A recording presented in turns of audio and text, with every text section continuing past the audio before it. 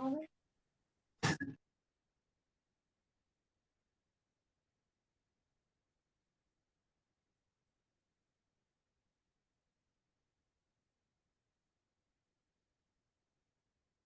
would help. That would help. Yeah. Wow. Yeah. I'll try to whisper.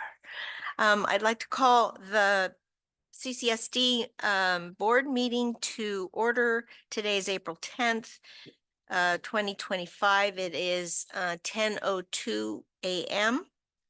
And let's do the Pledge of Allegiance. Please join me. I pledge allegiance to the flag of the United States of America and to the republic for which it stands, one nation under God, indivisible, with liberty and justice for all.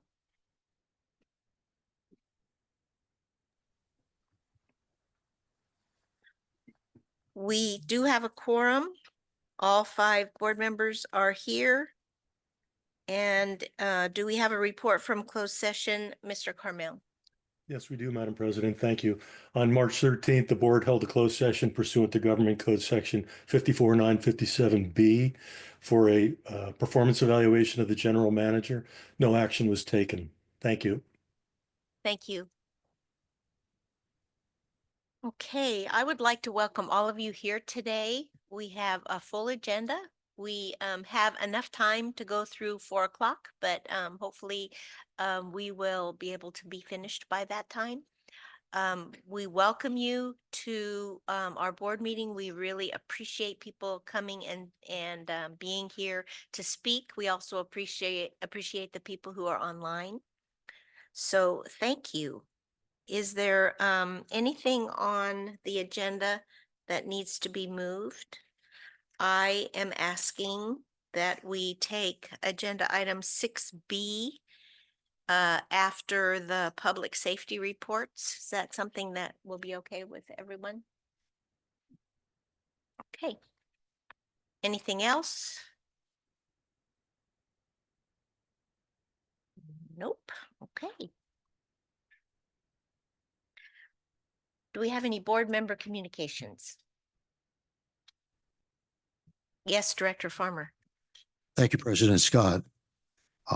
These microphones, it's interesting. Seems like the microphones are a little louder, and we also have these screens now. So for those of you, this wasn't going to be my announcement, but this is another effort to be more environmentally friendly and moving into the 21st century. So we're not printing binders. We're not printing out the agenda packets anymore. So we're not using any paper. We're using the screens now. Most of the people on the board totally comfortable with. Anyway, so here's a couple of announcements. And normally I would want to do this like off the top of my head. So last night I wrote it off the top of my head. So let me just read these 2 announcements. So thank you. So first off, I just want to let you know right here, the weekend of April 26th and 22nd, there's going to be this very enriching event that happens every year. And obviously, we're talking about the Wildflower Show. And it's a fundraiser for the Fiscalini Ranch Preserve. It's going to take place from noon to 5 on Saturday, 10 to 4 on Sunday. And it's easily one of the 2 most wonderful shows of its type in the state of California, the other one being up in Monterey. So we're truly blessed to have a wildflower show here in this area that's like as top-notch as it can be.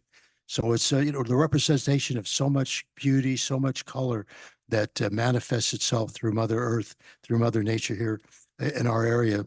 And the thing is that when you come in here and you see all of this that has just been picked, let's say the previous day or even that morning, and this abundance, like I said, of energy from Mother Earth. And normally these plants, the majority of them wouldn't be seen by people at all. However, with us seeing them and appreciating them and admiring them for their beauty and just their existence right here on planet Earth, they pick up on the vibe that we present to them, our appreciation of them. They manifest it back to us. So it's kind of a magical couple of days. So obviously I'm not reading right now. So I'm just letting you know, this is an opportunity that very few people have. in the state of California or anywhere to come to a wildflower show. So please be aware of the fact. And also, there's going to be a number of, in like the side room over there, there's going to be another number of books, various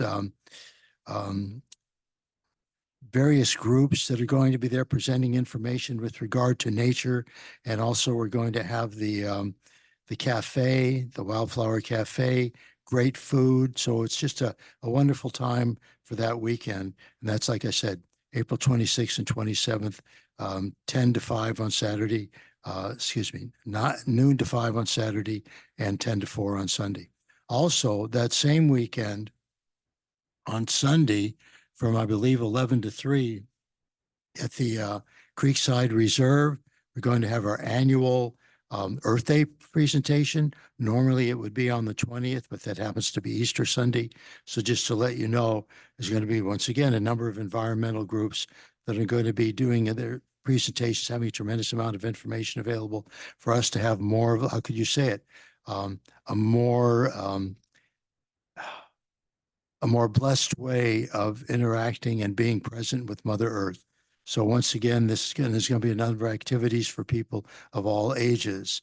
So being involved with a number of like-minded people that have a real appreciation, like I said, for the abundance of nature that exists here in our area, that's going to be happening. It's Earth Day festivities at the Creekside Reserve on Center Street that's put together by Green Space. So both of these events just remind us of how blessed we are to live here on the Central Coast. So thank you so much for your time.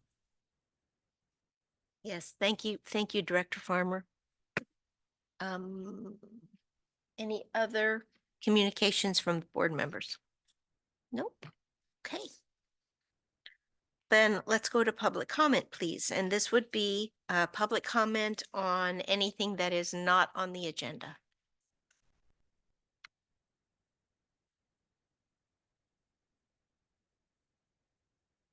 No one? How about online? Elizabeth Bettenhausen. Okay, thank you. Dr. Bettenhausen? Good morning, Madam President. I would like to comment on one item that has to do with water, but it's not ever on the water agenda. So I assume that this is the appropriate point at which to comment. Yes. In January and February of this year, we pumped a lot of water. In fact, we pumped 18.41% more than we paid for. And I would like to know where this unaccounted for water, 18.4% of what we pumped, where it went or where it should go or where it merrily went. I've been doing this for over 10 years and I've never gotten a significant response. So I would appreciate it very much if you would let me know where the 18.41% of the water went when we didn't put it through our meters and it didn't get accounted for. Thank you very much. Thank you very much. Do you want to make a real short statement, Mr. Green? Yeah, I think you'll see that percentage drop when we have the AMI installation completed. I think a lot of that is going through the meters. It's probably undetected or not being transmitted correctly. So I'll attribute the majority of that to that. Annually, our water loss is one of the leaders in California. We're between 9 and 11% of loss annually. And that's for like the last 5 to 7 years. So it's pretty good water loss. We're still going to have water loss. We do have the Astera satellite leak detection that'll be coming to us this summer. So we'll be exploring those avenues to tighten up whatever deficiencies we have. Thank you. Very good. Okay. Any other online? No. Okay, thank you very much. Let's go then to public safety. Public safety, the sheriff's report. Maybe it's not sheriff, maybe it's highway patrol.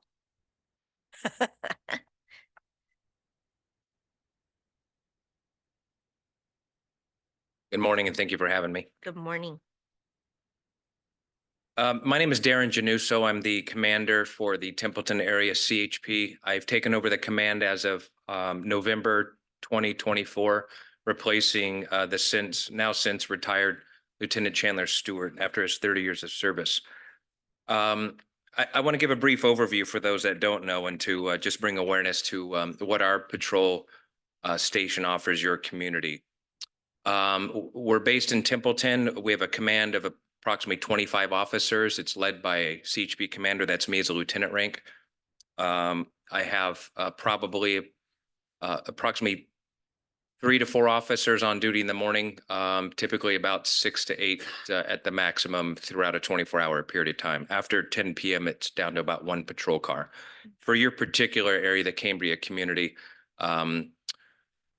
it's a remote location for us. It has traditionally not been patrolled routinely as a daily response. However, I just want to inform your community that one of the action items I have are a vision that you have a black and white patrol officer, I should say patrol officer in a black and white highway patrol vehicle daily, at least through the 10 p.m. hour, hopefully to increase the awareness and help with public safety in the region. For the Templeton area, CHP, we have a large area response. It covers from the Monterey County line, which is, of course, north of here on Highway 1, down to the town of Harmony, where we border with San Luis Obispo CHP. We also patrol Highway 46 from here at Highway 1 all the way to the Kern County, King County line to the east. So it's a very large area. And then Highway 101 from the Monterey County line about Camp Roberts region, southbound to State Route 58, right north of the Cuesta Grade, where again we border with San Luis Obispo CHP. So as you can see geographically, we're tasked with a very large response with the amount of officers that we have. So our work's cut out for us, but rest assured that it is a priority of mine to make sure that your community does get a black and white presence routinely. And I hope in the coming months you actually realize that right away. I'm happy to report this is new for us. It's been over 20 years, but the Templeton area CHP has actually been receiving new from. We have had probably 5 officers in the past year and a half report. As again, I've said that hasn't happened in 20 years. Templeton typically has been a very senior region for officers to transfer to. As you know, we've got a beautiful community here to live in our county. And so that gets taken up and there's no movement, which means nobody comes. Things have changed, of course, and now we're getting them from the academy.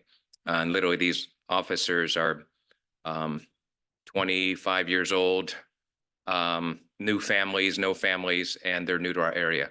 I'm excited about that. I tell you that because we're developing them to be highway patrol officers for Templeton and be responsive to our county, which is unique in its own way, and for the reasons that you individually all know. What I do want to report, though, is I hope to be a presence in your meetings routinely. I don't want to define that, but at least quarterly, if I can't do it monthly. If there are significant events, I will correspond with you, either email, Zoom meetings, or be present for your community also, you as the board and for the public to hear what's going on and impacting your area with the highway patrol. I also want to introduce our public information officer, my public information officer for Templeton CHP, Officer Ryan Armstrong. Collaborate on communications for the public. So in the as my replacement or as a face of me, well, his face will be the one that you'll be hearing or seeing from. We are increasing our social media footprint. That's new for me. It's not something I typically have done before, but I've recognized the value of doing that. And as a commander, it's important that we use these communication tools to really get out information that may affect the public in your community. So those posts come from our command, and that's usually from Ryan as the public information officer, and actually me now too. And if it's good content and a lot of things that you're happy with, that's probably Ryan. He's got more talent in that area. So now I want to bring some statistical information that I brought that I can share with you. This is data that I've captured over the past 3 months, first quarter 2025. It's an overview of our operations, statistics, not specific to your respective community, but for our entire command. And if things do come up where I can generate statistics that happen in your community, I'll report those individually. But as you know, there's not a lot that happens here to report from the Highway Patrol. So generally speaking, though, I'm happy to report that, upset to speeding violations, our enforcement of those has increased about 18%. We issued 1,614 citations for speeding violations.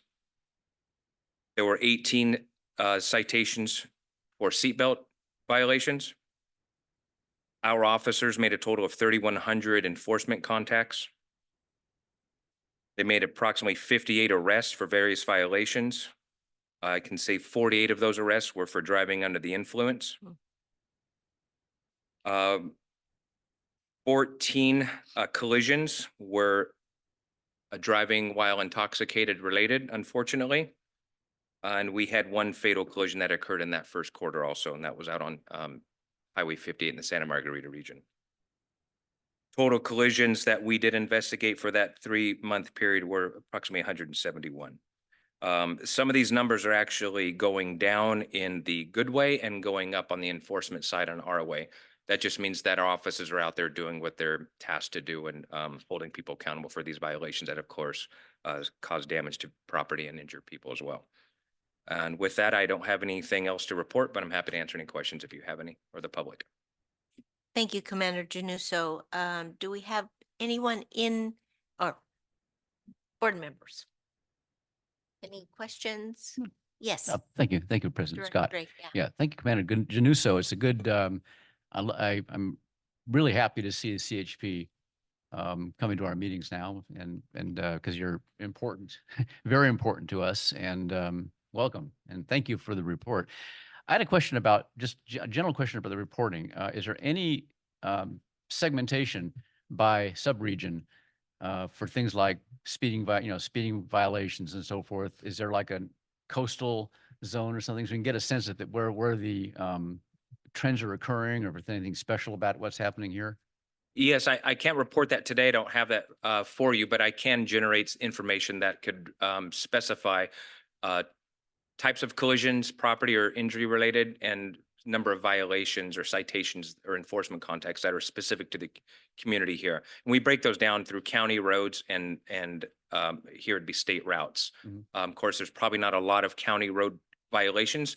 It would most likely be along Main Street where we'd ask, and I've been asking officers, make a presence along Main Street, drive back and forth and turn on the lights, and that'll really bring a presence here. But I can bring, the next meeting, I'll generate something for you and try to show a trend for you as well. Yeah, thank you. Yes, sir. Yeah, don't turn your lights on behind me.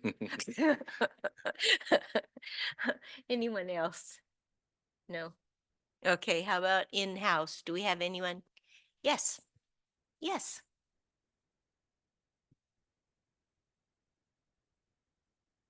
Thank you, Ms. Tina Dickinson, just very quickly, actually, to support Director Gray's comments, it would be very helpful to have the numbers that really affect our area.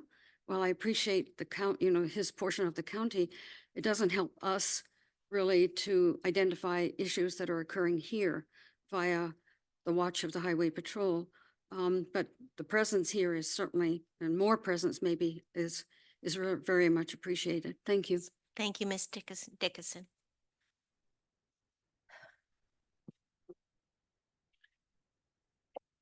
Yes. Good morning, Christine Heinrichs in Cambria. Yes, I have just a couple of questions.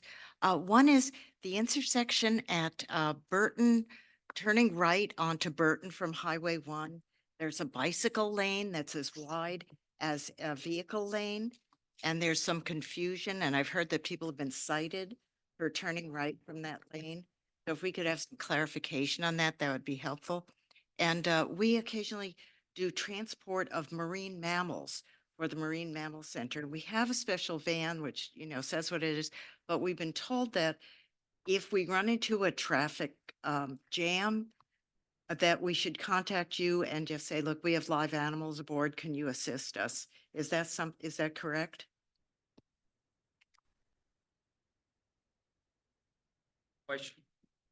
The question, first of all, the bike lane, I'm going to have Officer Armstrong address as he's looking up that specific intersection to visualize it on the map. And regarding the question about possibly, I don't know if that's specific to an escort for the marine mammal emergencies, but certainly notify our San Luis Obispo CHP dispatch if you have a direct number I'll get that for you. And then if not, a 911 phone call, and we can try to make arrangements to have an officer assist with that or provide direction. Thank you.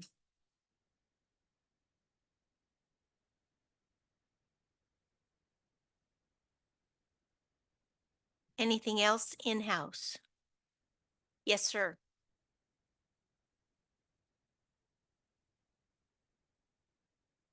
I saw an article recently in the Tribune. One moment, please. What? Tell us your name. Oh, I'm sorry. That's It's Rob okay. Borselman. Okay. I saw an article recently in the Tribune about lowering speed limits from the 101 to the Monterey line on Highway 1. And I wondered if you had any information about that, areas, and I think more importantly, it's kind of a cause celeb here in Cambria for the area directly west or north of Cambria. I always get confused here. We're kind of sideways, but this area directly across from Cambria, if they're talking about lowering that speed limit there.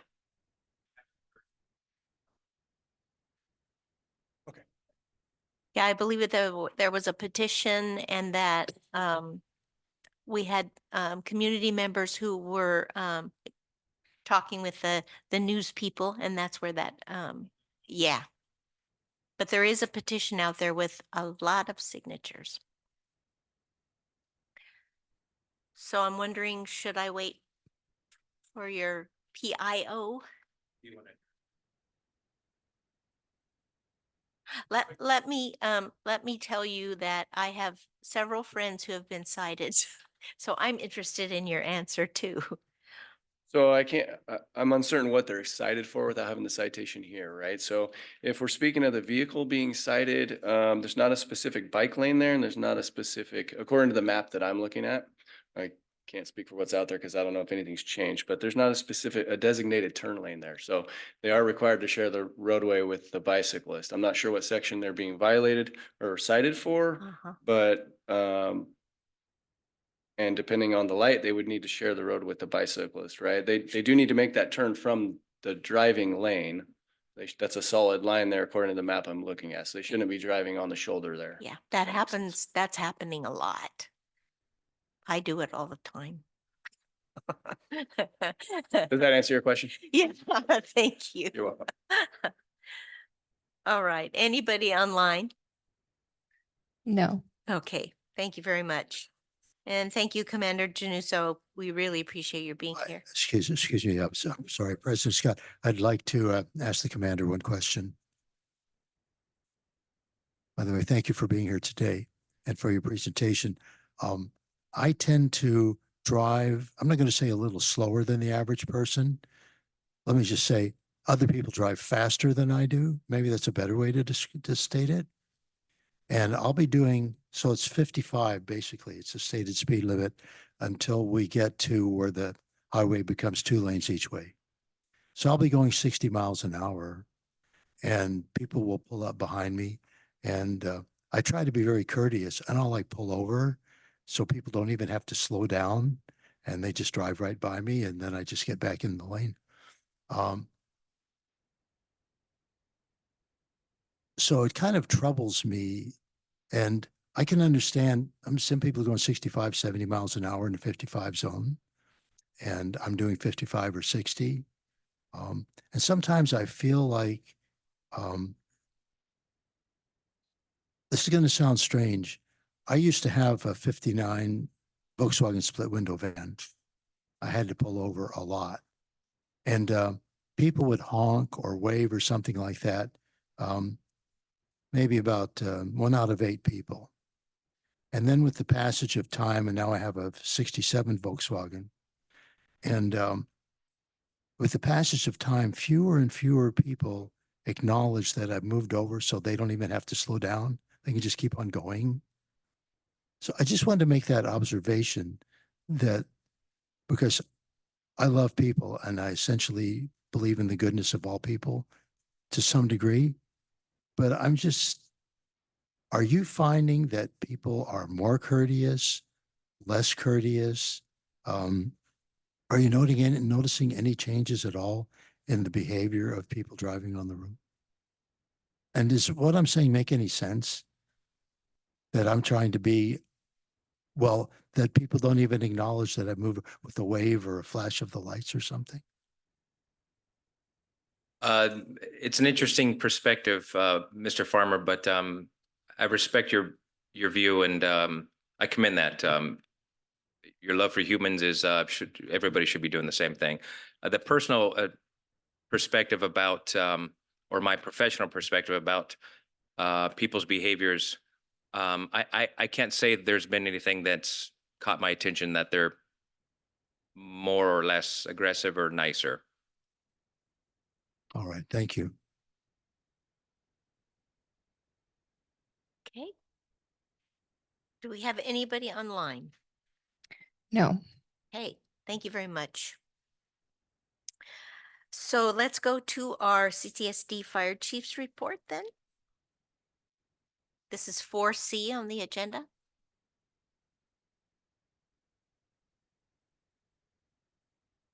Good morning, everyone.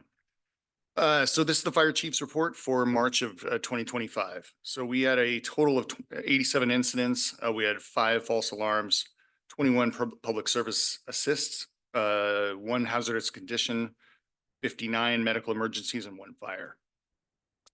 The comparison information down at the bottom there, we responded to 54 of our residents and non-residents. We responded to 24 of them. For comparison, again, March of 2024, we had 66 calls, and then our year to dates are mentioned there as well. So we had 271 this year so far, and last year we had 246. Moving on, we did some training this month on command and control for hazmat incidents. We did evacuation training, also large home fire considerations. Those are just kind of the larger homes over in Lamert area. With the longer driveways, we use different techniques for that. Medical wise, we did cardiac dysrhythmias, and then auto extrication was also added in there. Public education was a big topic in the month of March. So in the early part of it, we went down, myself and General Manager McElhaney attended the countywide wildfire preparedness event down in San Luis, and it was a completely successful event down there. They did a great job. It was a kind of a bigger scale of the smaller meetings that we had here in Cambria for our community. It was mainly the same topics, a lot of the same personnel were down there, and so we were attending that, and we just wanted to kind of see what that looked like, and then bring that back to our community. I think we did that pretty successfully. We had our first emergency community preparedness meetings this last month, and or a couple of weeks ago actually, and I feel like they were attended very successfully. And so the true success in my mind from those meetings will be how well our community is prepared, and that's obviously not going to be known until we have an emergency, which hopefully we won't have, but that's where the true success of those meetings are going to kind of prevail. So as I mentioned at those meetings, this is just the beginning for those. We're going to continue to, I've already reached out to the community liaisons that submitted their information. And so we're looking to start those meetings up with those individuals, and then bringing all the entities together and continuing this emergency preparedness in the future. So we want to continue this goal, maybe even more than that, to keep our community consistently prepared. I really want to, since CHP is still, they left already, but all of the entities that showed up, we had Red Cross, we had CHP, Sheriff, County OES, CERT, Sheriff. I mean, we had so many entities there that I can't thank them enough for being there and at our community meetings. They really showed their presence. They really did it was such a great thing to have their presence here, and I can't thank them enough for being here. And I think the community really responded well to that. And so we couldn't have done it without them. We couldn't have done it without the support of our staff and our community. And so I want to thank everybody for attending those. Moving on with this report, I want to mention that there is a first responder health and wellness conference down in San Luis on April 24th and 25th.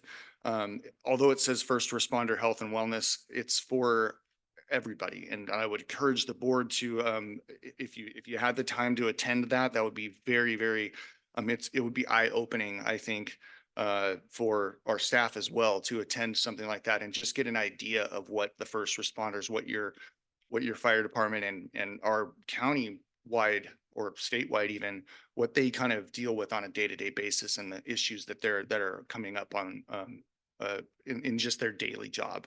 And so it's going to be a very great conference. I'll be attending myself, and General Manager McElhinney will be as well. So I would encourage everybody to attend that if you can. There's more information. If you look up the First Responder Health and Wellness online, there's a website and it'll give you all the information on there. It's a really great conference. Continuing with my report. So we had, in the area of public service, we had 5 business inspections, 3 defensible space residential inspections. Those are going to be increasing this year or this month for sure. And then we had 4 smoke detector changes. That concludes my report for the month of March. Okay. Any questions? Thank you, Chief Berkey. Do we have anything from the board members? Yes, Director Farmer. Yes, thank you, President Scott. Yes, Chief Berkey, thanks for the report. I just wanted to ask you, and I know you said it and maybe my brain didn't register it. Where is this taking place, the conference that you just mentioned? So it's going to be at the Alex Madonna Expo Center in San Luis Obispo. Okay, thank you. And there's more information. Again, I'll just, if you look up First Responder Health and Wellness, San Luis Obispo, there's a website that has all the information on there, registration information, all of that. Thank you very much.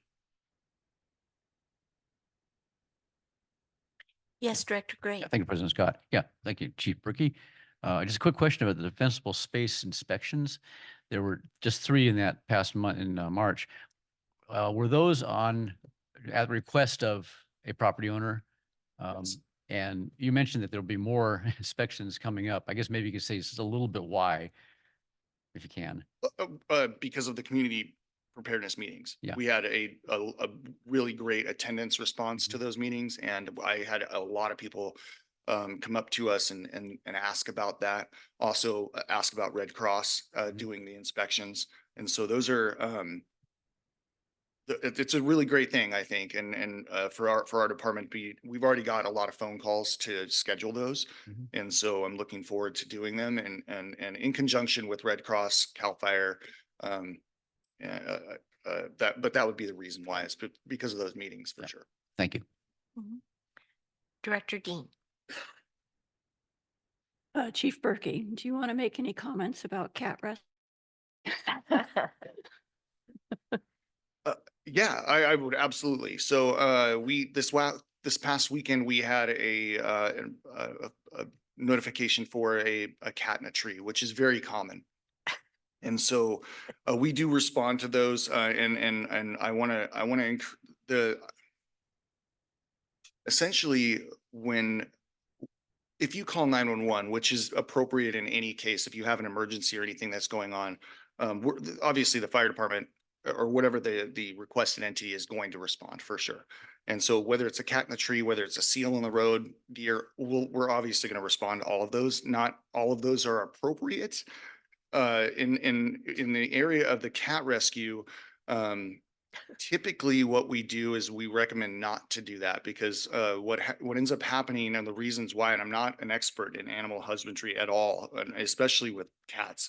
But what ends up happening is the reason why the cat is up in the tree is because they're scared of something. Something's happened to them to cause them to go up there. They believe me, they don't want to be there out of their own will. They're up there because they're extremely scared. And so what ends up happening is if you introduce human activity, including scary things like ladders or multiple fire personnel coming there, it's going to increase their anxiety and scare them even more. And so what my experience has been, and most fire departments' experience has been, is when you do go to rescue those cats, they injure themselves even further because they're scared again. And we're introducing a human into that and trying to persuade them into doing what we want them to do versus what they want to do. They end up injuring themselves to the point of potentially death. And so that's why we don't do that. We typically don't want to, again, we will respond to those if requested, but if we can avoid causing further harm to those animals, that's really what we want to avoid. And like I said, I've been there, I've done it before. I think every single firefighter has rescued a cat from a tree at some point. But most of them do not turn out well. And that's just statistically speaking, because they're animals, you know, it's kind of the same. If you have an injured dog, even if it's your own pet and they were hit by a car and you try and go out and assist them, chances are they're going to bite you because they're in now they're in a state of uh, uh, panic or you know, scared state. So you want to be very careful with those types of animals, especially deer. Deer are wild animals, and they have the potential of causing great harm not only to themselves but also to the responders. So I hope that answered the question. I know, you know, it does seem sometimes if we say, nope, we don't do those rescues, that we're heartless, or we just don't want to. And that's absolutely not the case. We want to make sure that we're responding to all the emergencies if we can, and doing our due diligence. Hopefully that answered the question. Thank you, Chief Berkey. Anything else from the board? How about in-house? Do we have any questions? Yes, Ms. Dickinson.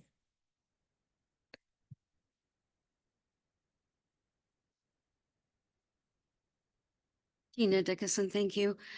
Two questions. One was totally unrelated to the cat, but that's very interesting because years ago when we lived down south, we had a cat who had been injured and she was wearing one of these great big collars like a Tudor queen.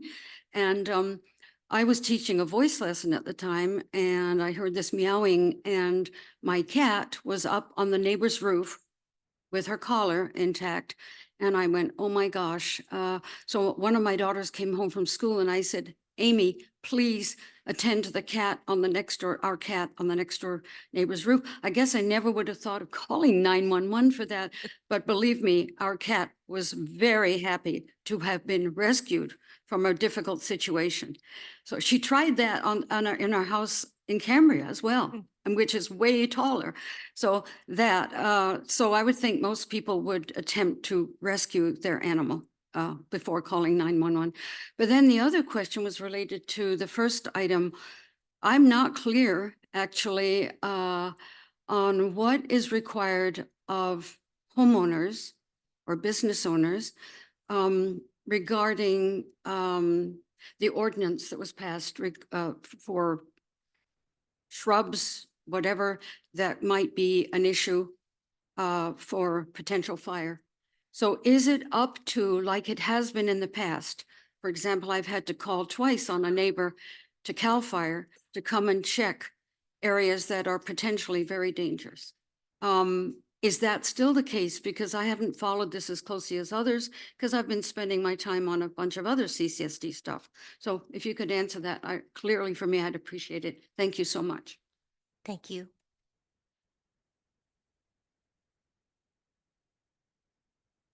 Yes. So in regards to the ordinance, so the ordinance itself, as far as this, the specific requirements, those are definitely available.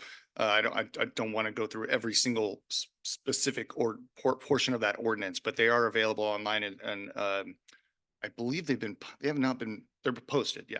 And so those ordinances, I would definitely read through those. And if there's any questions, individually reach out to the fire department. They can walk you through those.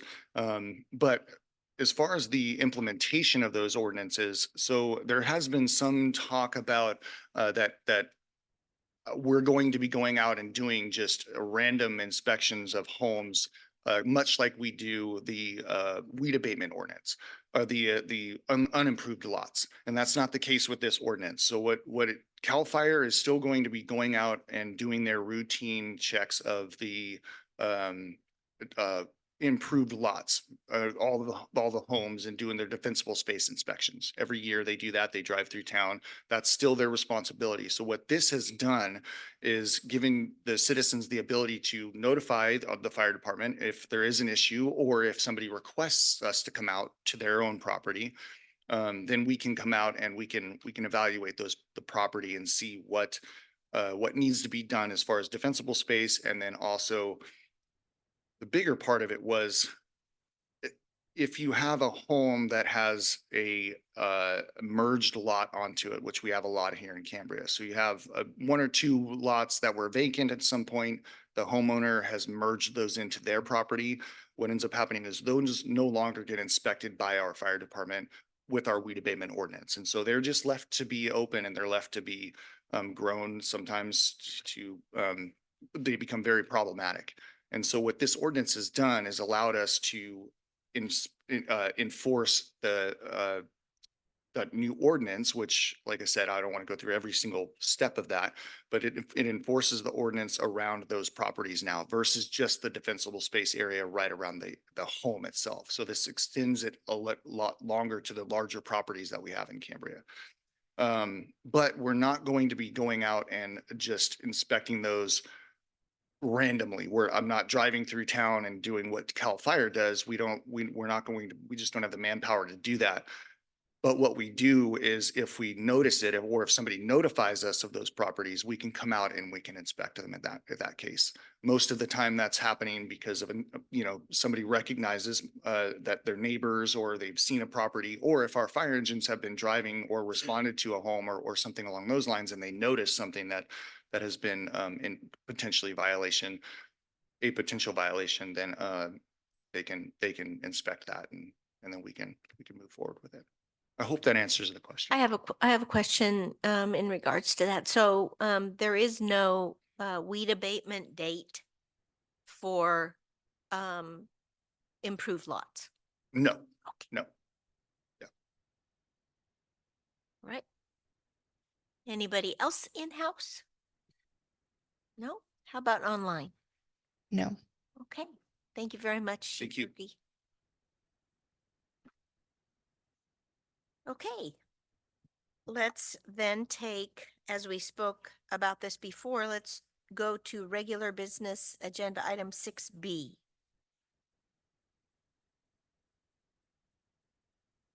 Mr. McElhaney. Thank you, President Scott. Agenda item 6B, discussion and consideration of approval of a memorandum of understanding with the Cambria Community Council for the Cambria Skate Park project. This is the second amendment that will clarify that the Cambria Community Council would be responsible for any funding shortfalls for the skate park project, including but not limited to shortfalls resulting from inflation, change orders, as well as costs related to any suspension of the work during construction due to a lack of funds of the that were awarded for the construction project. Based on our last meeting, the theme was that the district is committed to only spending the $178,000 towards construction. That evolved into a discussion about staff concerns about where we are with this project in terms of the funding shortfall. There's been inflation. There's been cost increase to the project. And as we get closer,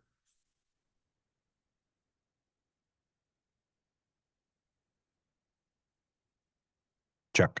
Okay. As we get closer to the grant funding, we've been having several ad hoc meetings with the Cambria Community Council to identify that funding gap. The district worked on getting an engineering estimate. We got a second engineering estimate. We were working with our utilities manager to identify the likelihood of having to go over budget on this project. When we take a look at other engineering estimates within the district for various different projects like the restroom, some of those bids are coming in at 50–60% higher than engineering estimate. And that was identified, and we started working through it at the ad hoc level to try to figure out how we could identify what this project could cost. And it was difficult. We also got 2 mock bids, and those were in the range of 1.1 to 1.21. The engineering estimates, 1.21 to 1.9. The 1.9 is a little on the high side. It definitely has some increased costs for landscaping that probably aren't accurate. So when we take a look at what the district has committed to and what we need to do to break ground on the project and not have the general fund at risk for these overages. When we take a look at the hierarchy of needs for the district, Public safety is right at the top of that, and we have 2 fire engines, as we know, last year that broke down. We had to borrow engine from Paso Robles. Those engines are $1.2 million. There's 3.2 in our reserves. So we have some infrastructure needs in the district that those general fund reserves, most likely will need to be tapped in the near future. So how do we as a district protect the general funds for these overruns in the project when we don't really know what the project's going to cost long range? So in coordination with the district council, we took the approach to take a look at some of our lowest bids and our highest bids and brought those before the board with an average. We took the average with no contingencies built in, and that's in the staff report, averaging all of the engineering estimates and the mock bids. And that's $1.263 million with 0 contingency monies. Then there's an option of 15%, 20%, and those numbers are before you. And then obviously the board can decide what they're comfortable with in terms of contingency monies. The issue is once we break ground on this project, if we don't have the money on hand for those overruns, it's going to be difficult. The district will have already started committing monies towards the project. The district will be on the hook for those overages in order to complete the project.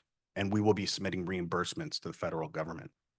So what staff recommends is bringing this forward to the board to have a discussion, about the MOU and perhaps setting a target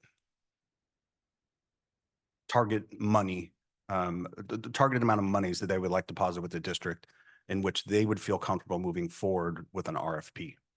But right now our funding gap can be anywhere between $100,000 with very little contingencies built in to those numbers, upwards of $400,000, $500,000. We just don't know.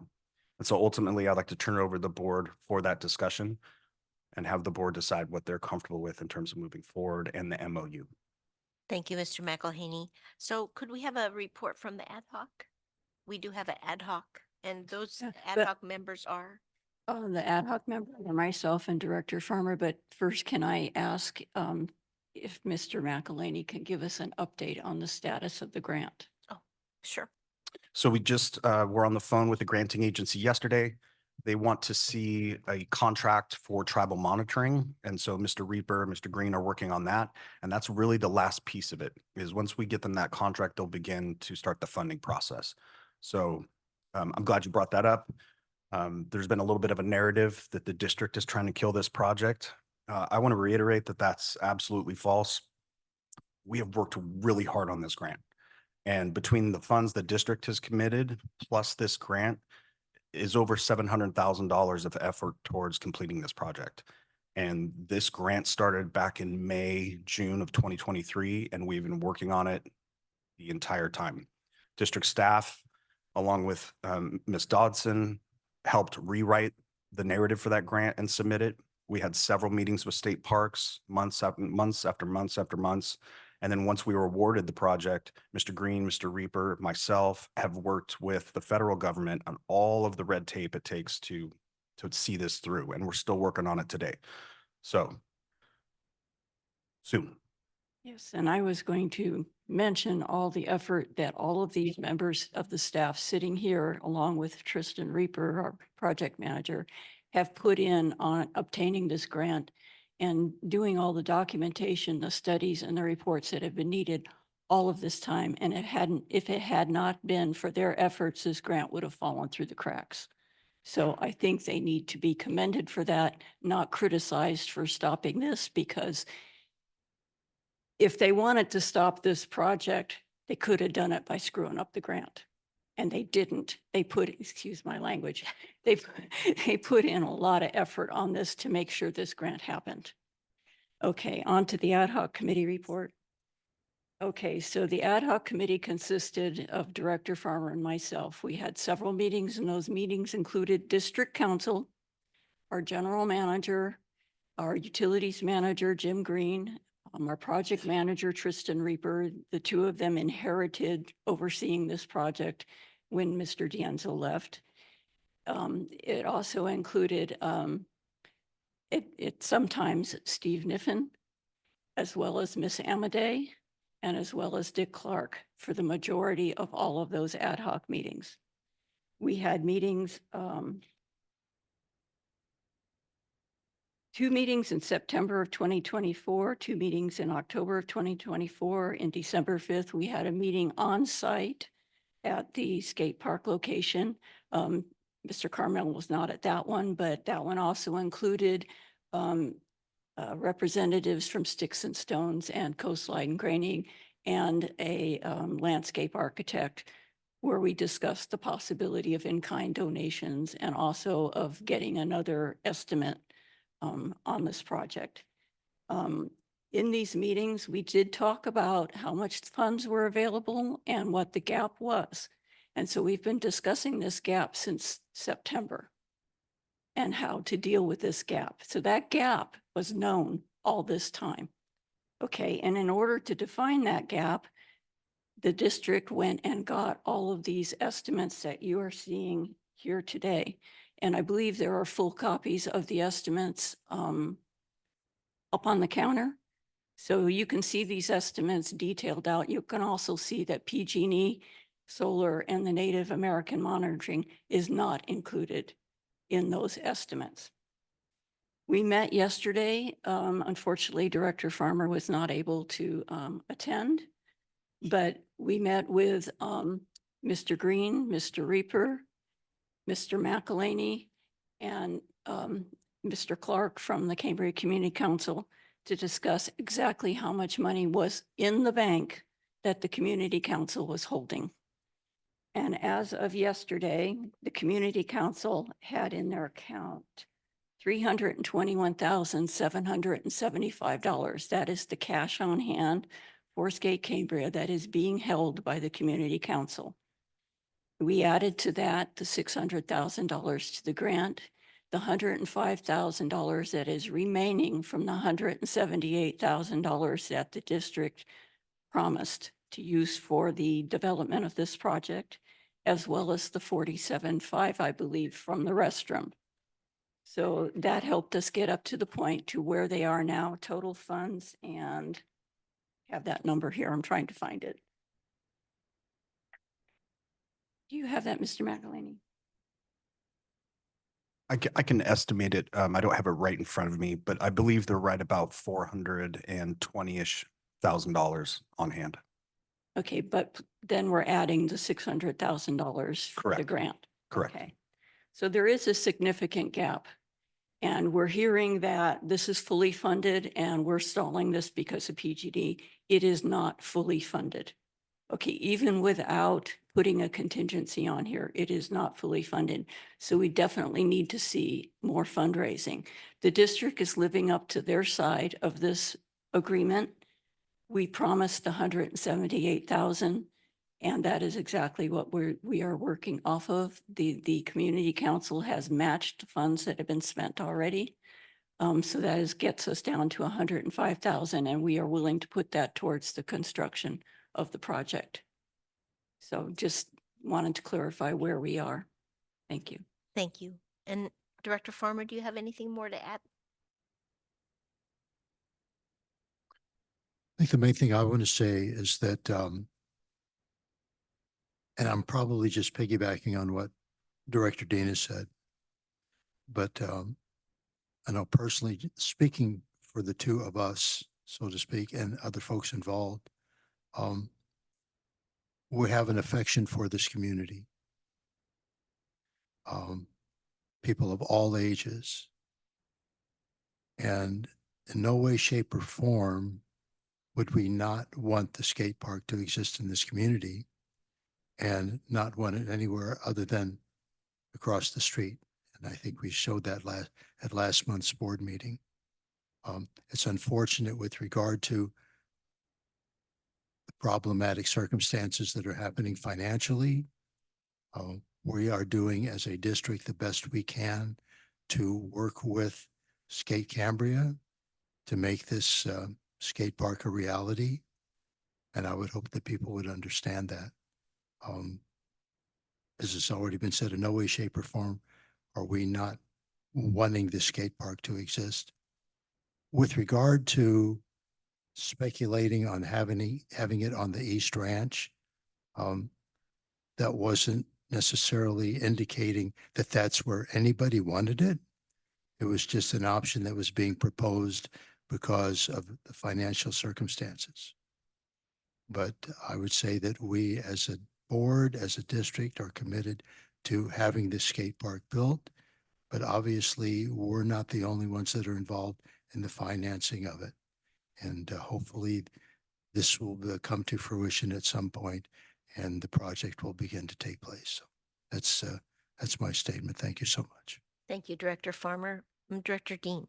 That total was right in front of me on my screen. I'm sorry, I missed it. It's on hand, including the grant, the money in the bank, and the CCSD's 105,000 that is left out of the 178, not counting the deposit that Mr. Clark mentioned yesterday. It's $1,014,277.94 that is available towards the project. I also would like to piggyback on a little bit of what Director Farmer said. This board wants to see this project done. I am not the only one on this board who has gone out there and held a sign, who has bought bricks, who has made donations. Obviously, there are members on this board who have tried to help with the fundraising and who are supporting of this project. Thank you. Thank you. So I do have a question, and that is, Mr. Clark, would you like to come up before public comment? Okay, I think he says yes.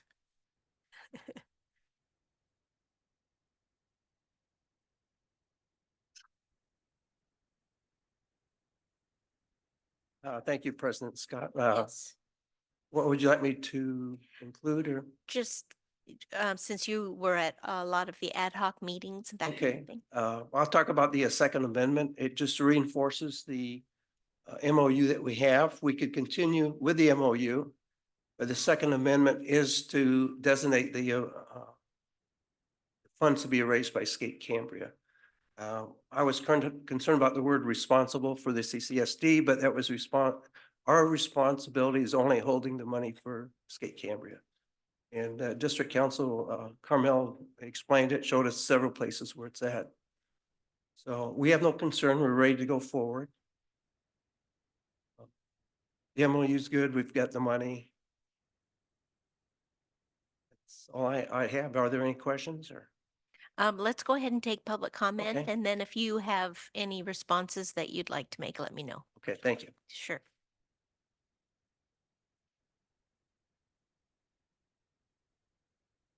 Okay, I have several requests to make public comment. So I'd like to call the first one, Ms. Perez Session.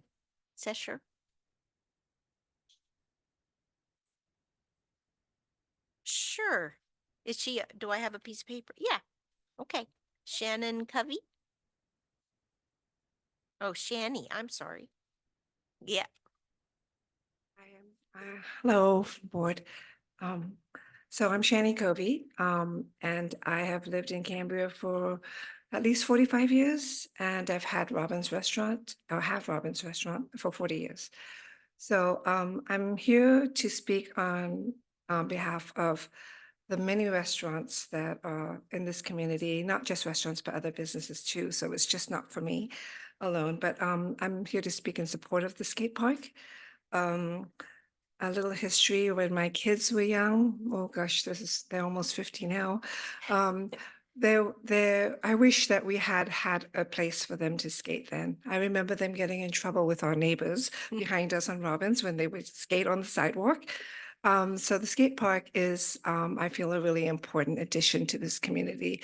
And not just the kids, but the young adults too that enjoy that recreation. And I'm sure our tourist kids, I know even as a grandma now, we know when my grandkids come to visit, it would be wonderful to be able to bring them to the park too.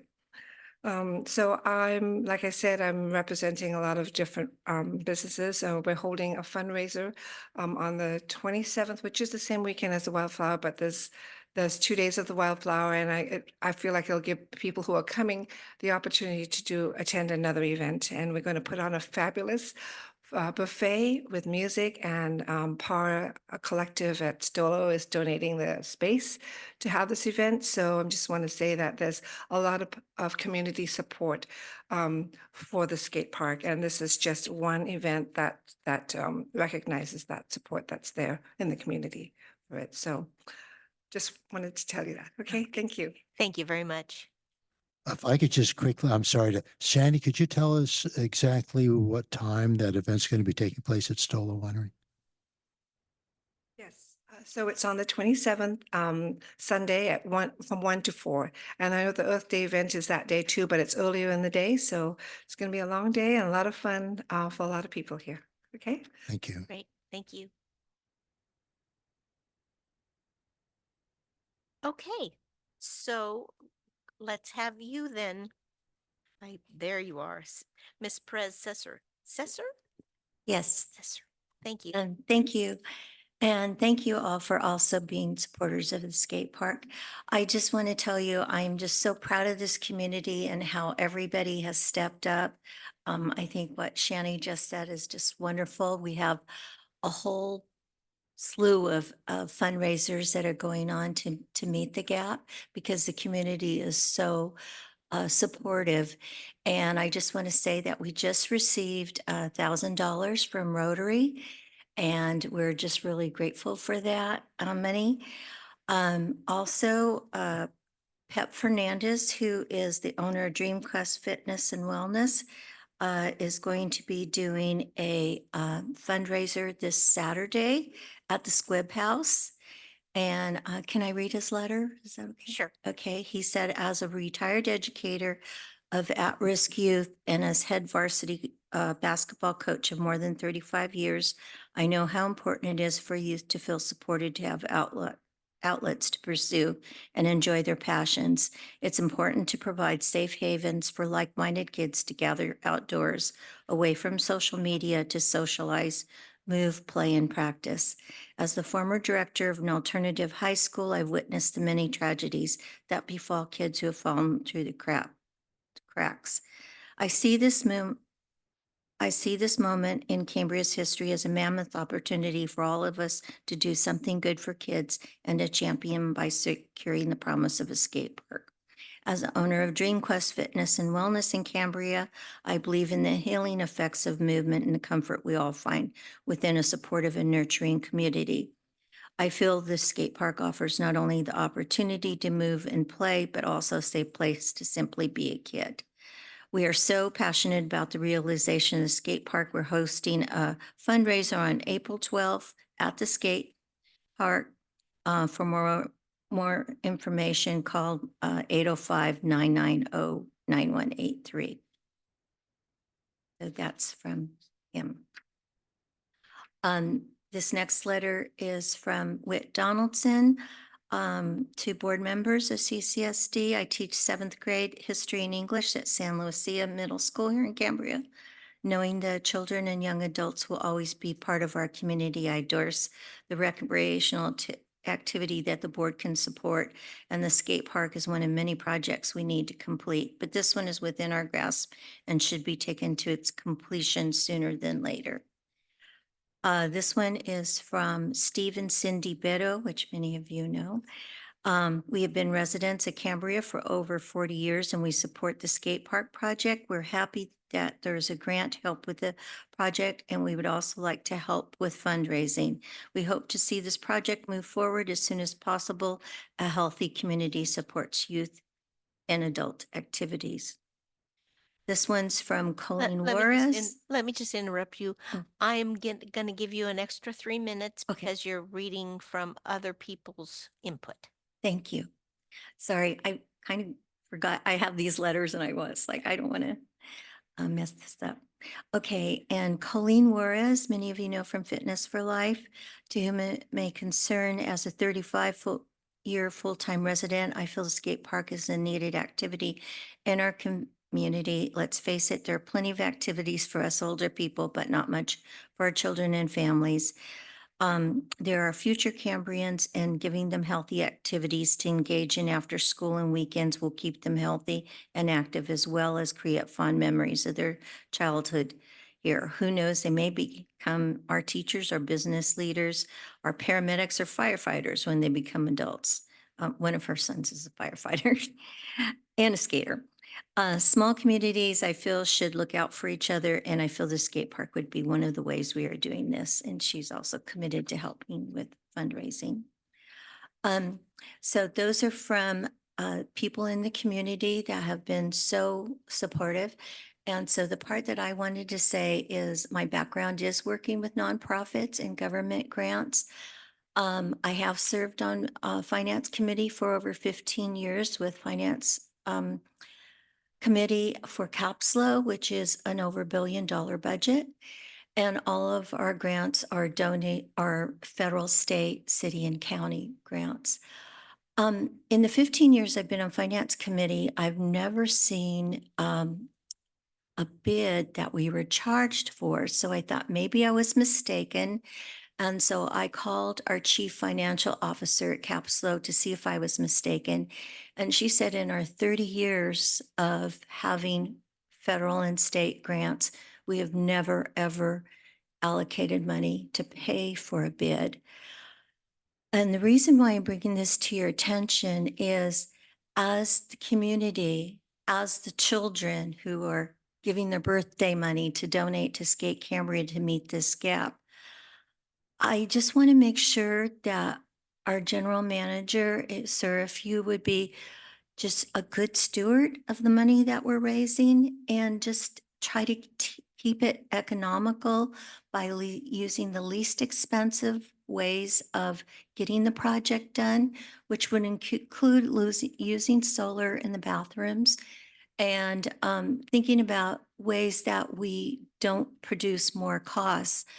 Jim Pitton is here today, but he said he doesn't like to public speak. He said that usually people who bid on projects like that will get into a bidding war once you're in a real bidding process, because they want to get the contract. So I think we should consider all of those things on how we could save money and be frugal with the money that the families, children, and community is raising here for Skate Cambria, because it's so supportive, and we know you've been supportive too. And by the way, yes, I remember my granddaughter liked your cookies that you donated to the kids that were asking for money in the street. I do want to say to you, she said to me last Saturday, as some of you saw her picture where she was competing in a Templeton skate park. And she said, so what's happening with the skate park in Cambria? And I said, well, they're still working on it. And she doesn't say her R's very well. And she says, Gigi, why is it taking forever? And I said, I know, we have a lot of people who are working to make this happen sooner. So thank you very much for your time, and all of you that have contributed time towards the skate park. Thanks. So thank you on behalf of the kids. Yes. Yes, Mr. McElhaney. I can touch base on a little bit of that. We didn't pay for a bid. We paid for an engineering estimate, and that is common to pay engineers to do estimates on projects. So we didn't pay for a bid. So just clarification there. We did have some good news with Mr. Green in terms of the power situation. We finally got PG&E pinned down. They want us to spend $3,500 in engineering, but we're able to confirm with Mr. Green that they don't think it's going to go over $15,000 for PG&E. Those numbers, as we see it, are actually cheaper than solar. So just an update with there. Okay. Thank you. Yes, Director Dean. I believe Mr. Green also found out that the restroom company does not do solar, and that the permit requires PG&E, and to put solar on afterwards is going to cost us more than it is to connect to PG&E to begin with. Not only that, but if we use electricity in that hand dryer, we're saving hundreds and thousands of trees for paper towels. Thank you. Thank you, Director Dean. Some clarification on that. We met with I spoke with the county. The park, theoretically, the permits that are for the park, it can go powerless. But staff's recommendation for maintenance, because we'll be maintaining this in perpetuity, and with the grant, it has to stay a park forever. Right. If we accept those monies, we do believe it'd be prudent for power, but we'll leave that up to the board at a later date. Okay. Yes, Director Farmer. Thank you, President Scott. Ms. Sesser, when she was reading a number of comments from other folks, Margie, excuse me, just being informal there. You mentioned something about a fundraiser on April 12th, which obviously this Saturday at the skate park. Am I correct? At the Squibb House. Okay. Do you have a time on that? Oh. All right. Thank you so much. Thank you, Director Farmer. Okay, so we're ready to go on to our next public comment. This is Christine Heinrichs.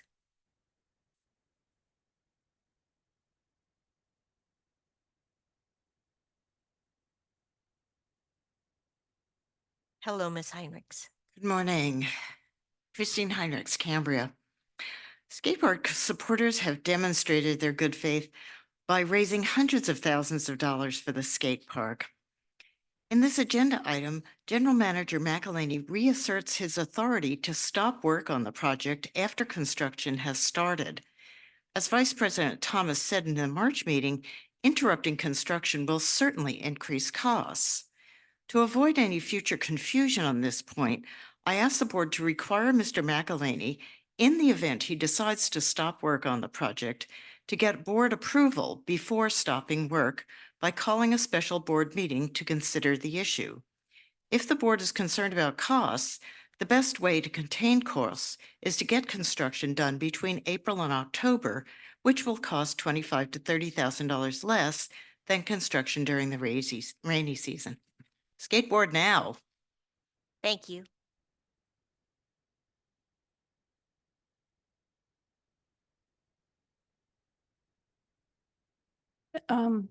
Did you want to speak to anything? Mr. McElhaney is not trying to stop this project. If we get all of the funds are raised in order to go off RFP, then we can see where we stand and start the project. So. Yeah. Thank you, Director Dean. Okay. Our next person who has put in a slip is Debbie Eisner.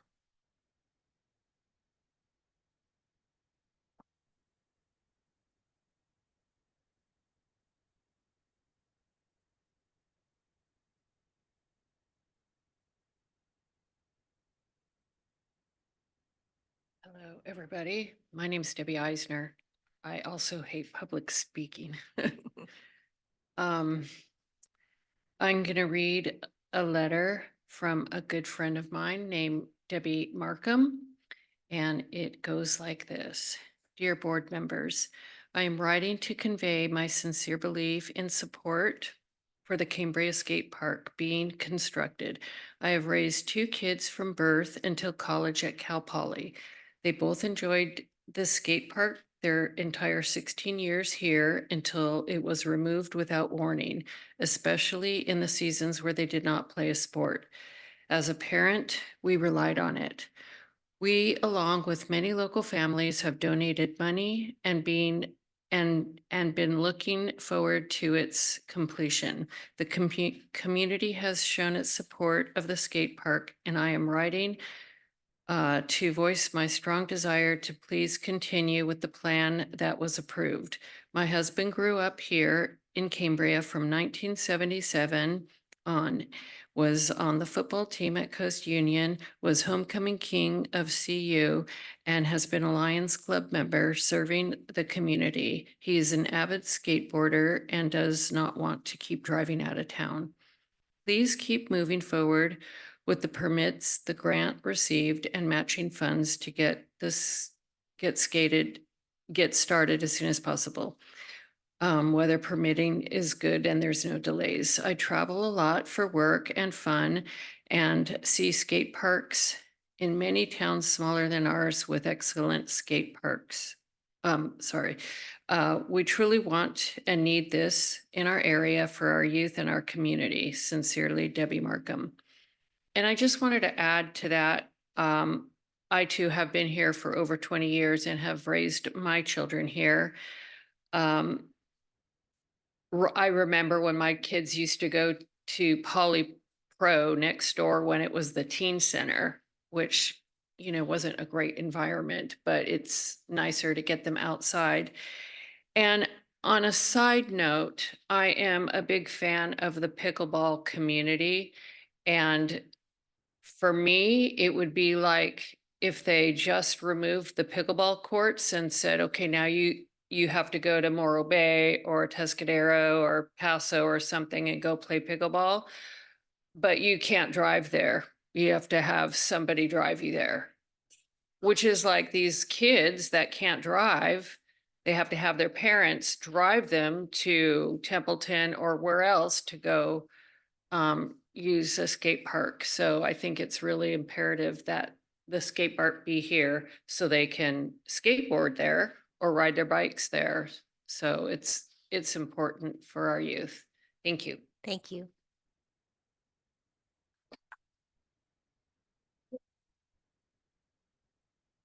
Okay, the next slip I have is for Tina Dickinson.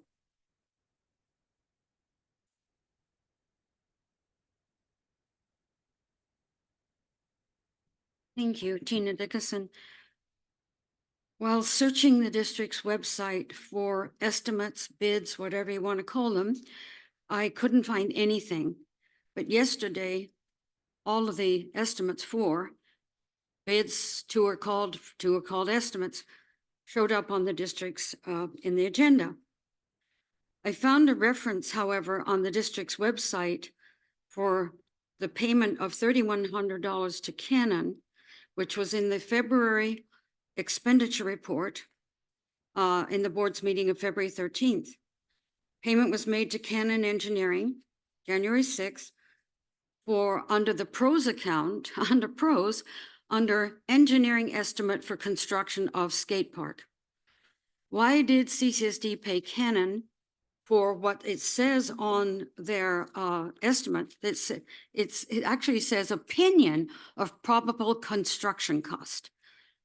So who pays for bids? Mr. McElhaney says it's not a bid. Who, if anyone, directed the GM to seek a bid from Canon?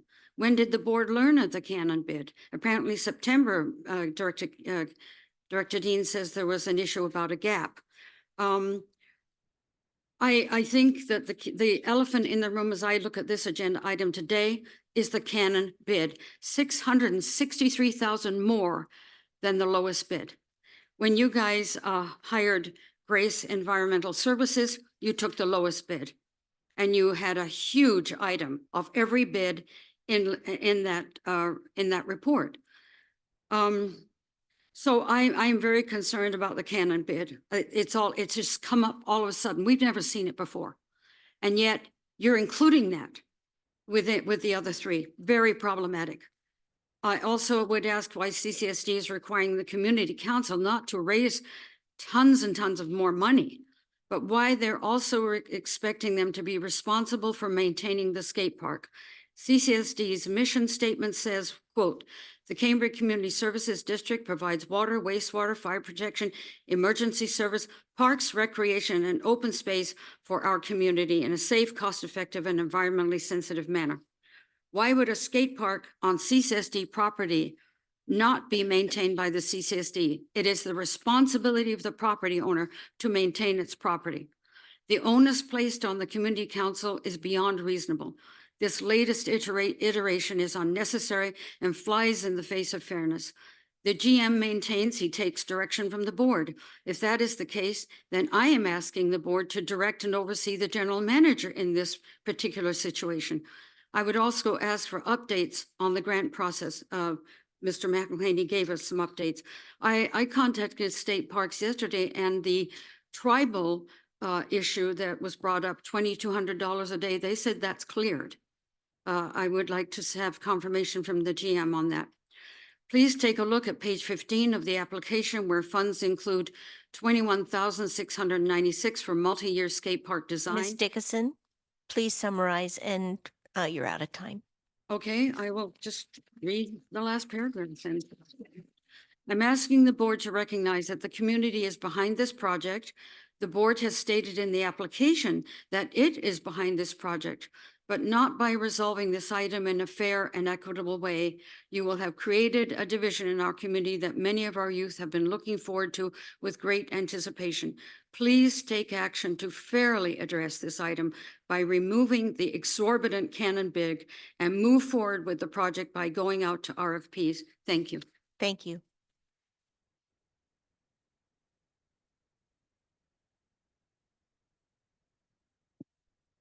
I have another slip. This is Reb Badello. Oh, Botello. That's a T. Thank you. That's okay. Hi, I'm Reb Botello. It's nice to meet you guys.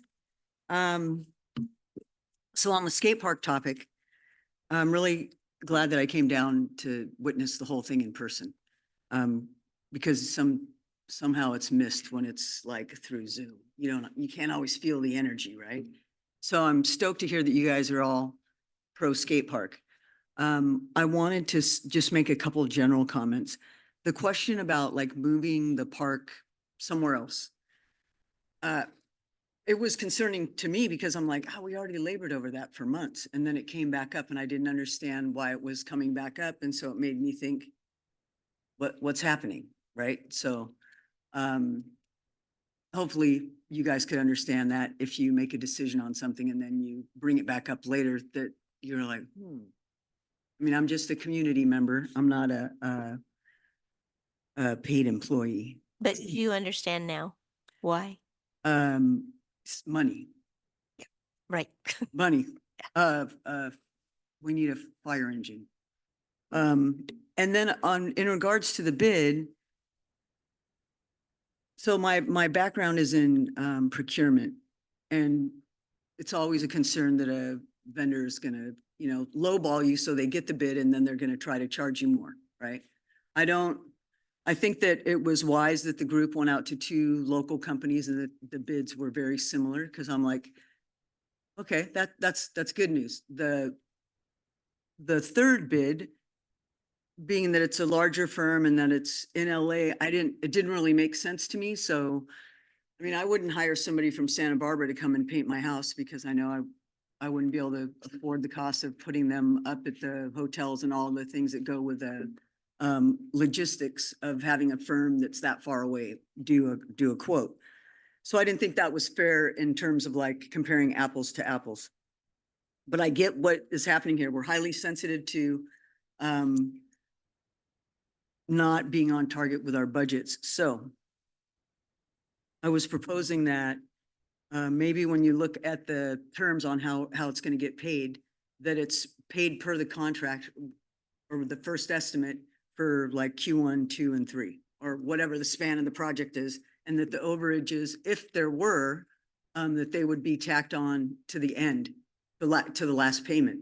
Because in parallel, that will keep us in construction, and it will also allow Skate Cambria time to fundraise, right? Because that's what, I mean, a month ago there was, hey, we need more money.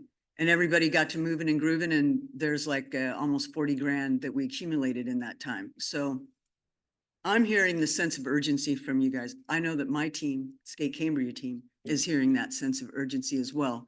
But I think it's critical that we come up with a reasonable number and how we're going to manage that, because we can't, it's disheartening to the community when you're like, hey, I got my hand out.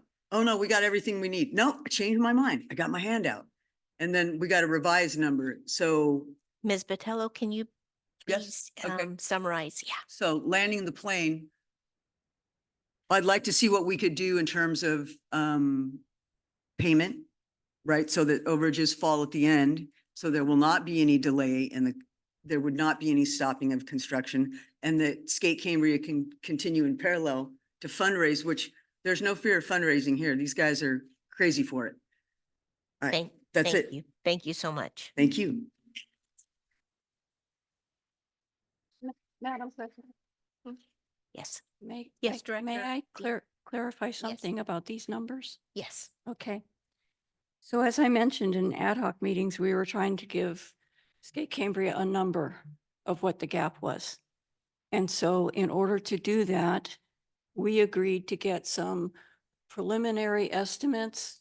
These are not guidance stone bids. These were just estimates that we went out to get in order to define a gap for Skate Cambria. These estimates, two of them are from October, one of them is from December, and one of them is from January. So they're all several months old. But the purpose of getting these was simply to see where it possibly is that the gap is and what was needed to be raised. We have said from the very beginning that we had to have all the funds in hand before going to RFP. And in going to RFP, that is where we will get the firm number. And that is where it gives a target for Skate Cambria to continue raising if needed in order to start construction. We have the permits. We know where the grant is. And I believe Mr. Green said something about the permit is good for a year before we'd have to extend it.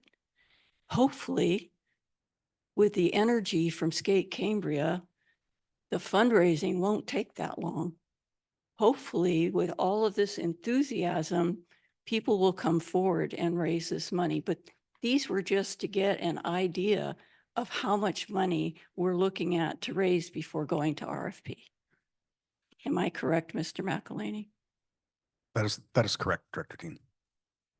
And, Yes. and Director Dean, that clock starts for us in about a week, that year of the permitting. In a week. I guess. Director, Thank you. Director Gray. Thank you, President Scott. Yeah, I wanted to kind of, hopefully that point gets reiterated. Nobody has bid on the project. There have been no bids. And a bid is different because a bid means if you bid and your bid is accepted, you're obligated to accept that amount and no more. None of these estimates or mock bids carried any obligation on the part of the bidder. So, no contingencies and so forth. So we should be clear about that. We haven't gone to bid. We haven't got to that point yet. Yeah, thank you, Director Gray. We've been using the term mock bid. We asked them to write up a bid on what they think they would do to construct the project. They're several months old. They don't have contingencies built in, which is concerning from a staff level. And Mr. Carmel can speak to 40 years in the industry of public works projects, would tell you what he normally sees in terms of a contingency that are in those bids. So when you have these overruns, there's contingency numbers to cover it. Same thing with the engineering estimates. The engineering estimate from Civil Design Studios is from November of 24. The Canon engineering estimate, I believe, is December or around the same time frame. So they're several months old. So they were just used as to give us a ballpark, and we won't know, as Director Dean said, we will not know until we go to RFP. The problem with that is, based on the board's will and the MOUs that have been signed, we can't go to RFP until the board is comfortable with the monies we have on hand to go to RFP. And those have to be deposited with the district. And that's where we stand. Thank you. Do we have anybody else in house that did not give us a slip that would like to speak? Yes. I want to say, yes, please. Thank you. I just wanted to Name? Don Howell, yes, Cambria. That I think maybe folks may have forgotten one aspect of the requirements of the grant, which are part of what's driving this concern that we cannot go out to bid until we have the funds in hand. And as I recall, correct me if I'm mistaken, but that grant had two requirements. One is that to qualify for the grant, we had to demonstrate that we actually had money to complete the project. So that's one obligation to the granting authority. The other, however, is that the grant, this is not money that is given up front. This is a very important point. And I think this is what really drives the concern. This is not money up front. It is reimbursement. And so what we're doing is, by going forward, which I totally advocate, I just want to remind everybody why this board is so concerned and why the manager is so concerned, is that we have to actually spend that money first, $600,000. And then we wait for a reimbursement. That reimbursement can take who knows how long, which means that that $600,000 has to come out of the general fund. And so it's a very, very concerning issue that we could be jeopardizing the other duties that this district has, but specifically fire protection, by going forward with this proposal without being sure by all the parties, the people behind me, the people in front of me, that there is 100% commitment to getting this done and at not risking the community's not having to invade the reserves in a dangerous manner. Thanks. Thank you. Can I follow up on that, President Scott? Yes, you may. Just a quick. It couldn't have been said any better than what was just said right now. I was going to say the same So- thing, but yes. We have encumbered as a part of the grant close to 800,000 of general fund reserves. And those will be spent during the construction. So if we're not confident about the monies we have on hand and we get into construction, those monies are spent. There's no way around it. If we reimburse along the way, and as Mr. Howell stated, we don't know how long it takes the federal government to reimburse you. They're not all that quick.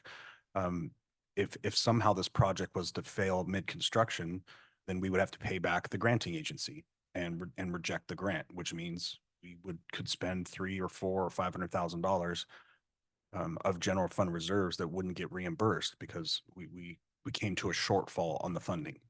And that is the reason why staff brought forward the discussion of what is the board comfortable with and contingencies to secure the general fund so that we don't get into these situations where we spent $500,000, $600,000 of general fund reserves and we're not able to complete the project. We've got to give back those monies to the granting agency and we're sitting here with a half-built skate park. So thank you, Mr. Howell. Okay, yes, in-house, please. Yeah. My name is Connie Pendleton. I'm a resident in Cambria. So I first of all I want to thank the board and also the team at CCSD for all the work you have done and also for expressing your feelings about the support, because I think that there have been some rumors going around town and there has been some upset. So I think that having clear communication and improving communication between the different entities is a positive thing, and collaboration among the members who are working towards this goal of getting this done. So anyway, I just want to express thank you, and thank you for all the hard work that you guys have done. And I know that Skate Cambria is looking for a number that they can work towards, so that they say, okay, we're gonna raise these funds, but how much do we need to raise? And so that I've heard that question come up.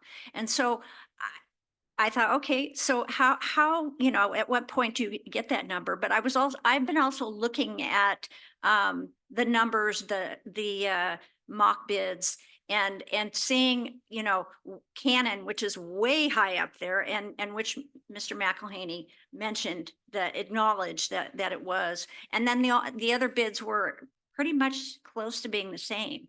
Well, so, you know, in my professional career, I had to get bids, and of course it came down to, well, the highest bid was always kicked out, and because, you know, we couldn't afford that. So we'd always choose something. It was either the lowest bid or, you know, something close.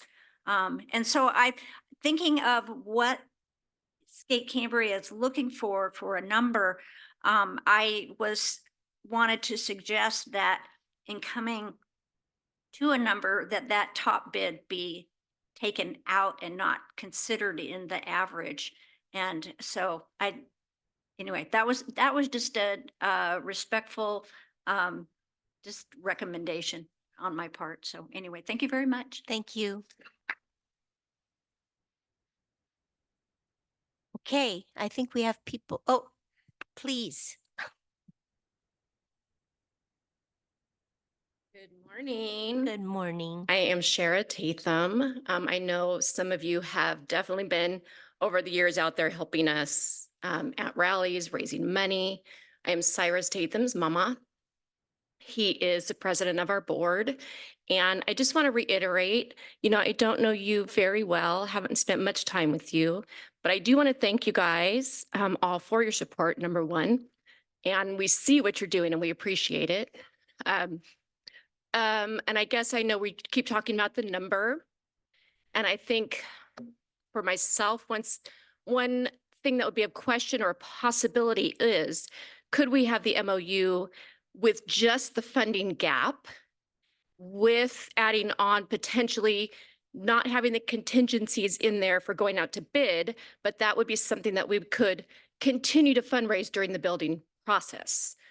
Because as we've said, we are all committed to raising the funds. It is a little tricky for us, like Reb said earlier, to go out with our hand out asking and nothing's been done. Loses a bit of energy, a little bit of momentum. We have a huge, support behind us that our people are willing to support and add to the funds as they see. So that is just one thought of mine, is that could we just close that gap with what's needed for what is the average bid, and then add that we would continue the fundraising through the process. So again, I thank you guys. Thank you for the support. Obviously, if we had a couple $1 million, we could just run and do this. So, but we do appreciate you guys. So just my thoughts. Thank you. Yes, please.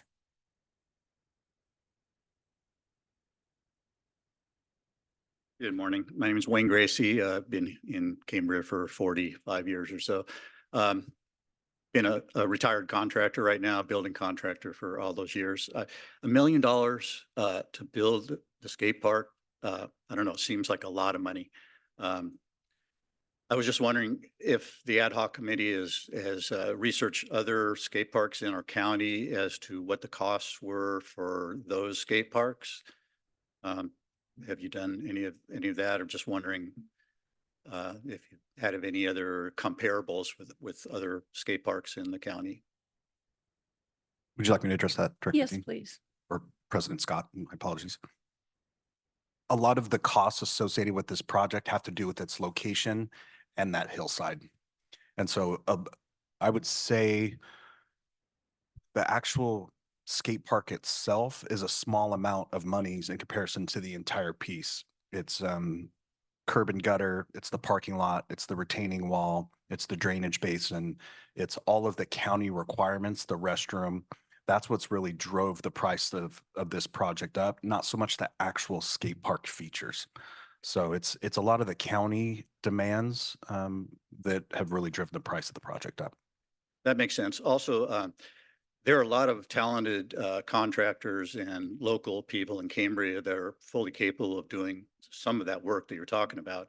And we have actually, I said this in the last meeting, that we used to have the Cambria Contractors Association back in the day, and we were the first ones to build the skate ramps and portable units that we used out here in the parking lot, and we'd put them away into the container on the weekends and then pull them out. We also, with a lot of community help, built the first skate park across the street, which ended up being there for quite a long time and was enjoyed by a lot of people. So I'm just saying, we have a lot of talented people in town that could do some of the work, and I'm sure they'd be willing to donate some of their time to do some of the work, maybe not the skate park itself, but some of the retaining wall work and curb gutter and the sidewalks, other things like that might want to consider. And I fully support the skate park. So thank you very much. Thank you. Madam President. Yes, I have a board member Dean. May we ask Mr. Carmel, please, to respond to the offer of volunteer work that Mr. Gracie just talked about? Because I do believe that this is considered a public works project. And I think there are certain requirements regarding who does what, the labor involved and volunteers. So can we ask Mr. Carmel to respond to that? Sure, Mr. Carmel? Thank you, Madam President. There are some constraints associated with volunteer labor. Obviously, we're going to attempt to utilize it as much as we can within the confines of the law. But again, it's piecing together a puzzle that includes that component, but we do have to be mindful of laws associated with it. But it's certainly something we look forward to trying to massage into the project. Thank you.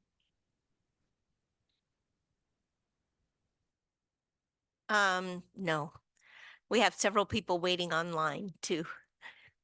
Okay, let's go ahead. Jeff Wilson. Okay, Mr. Wilson.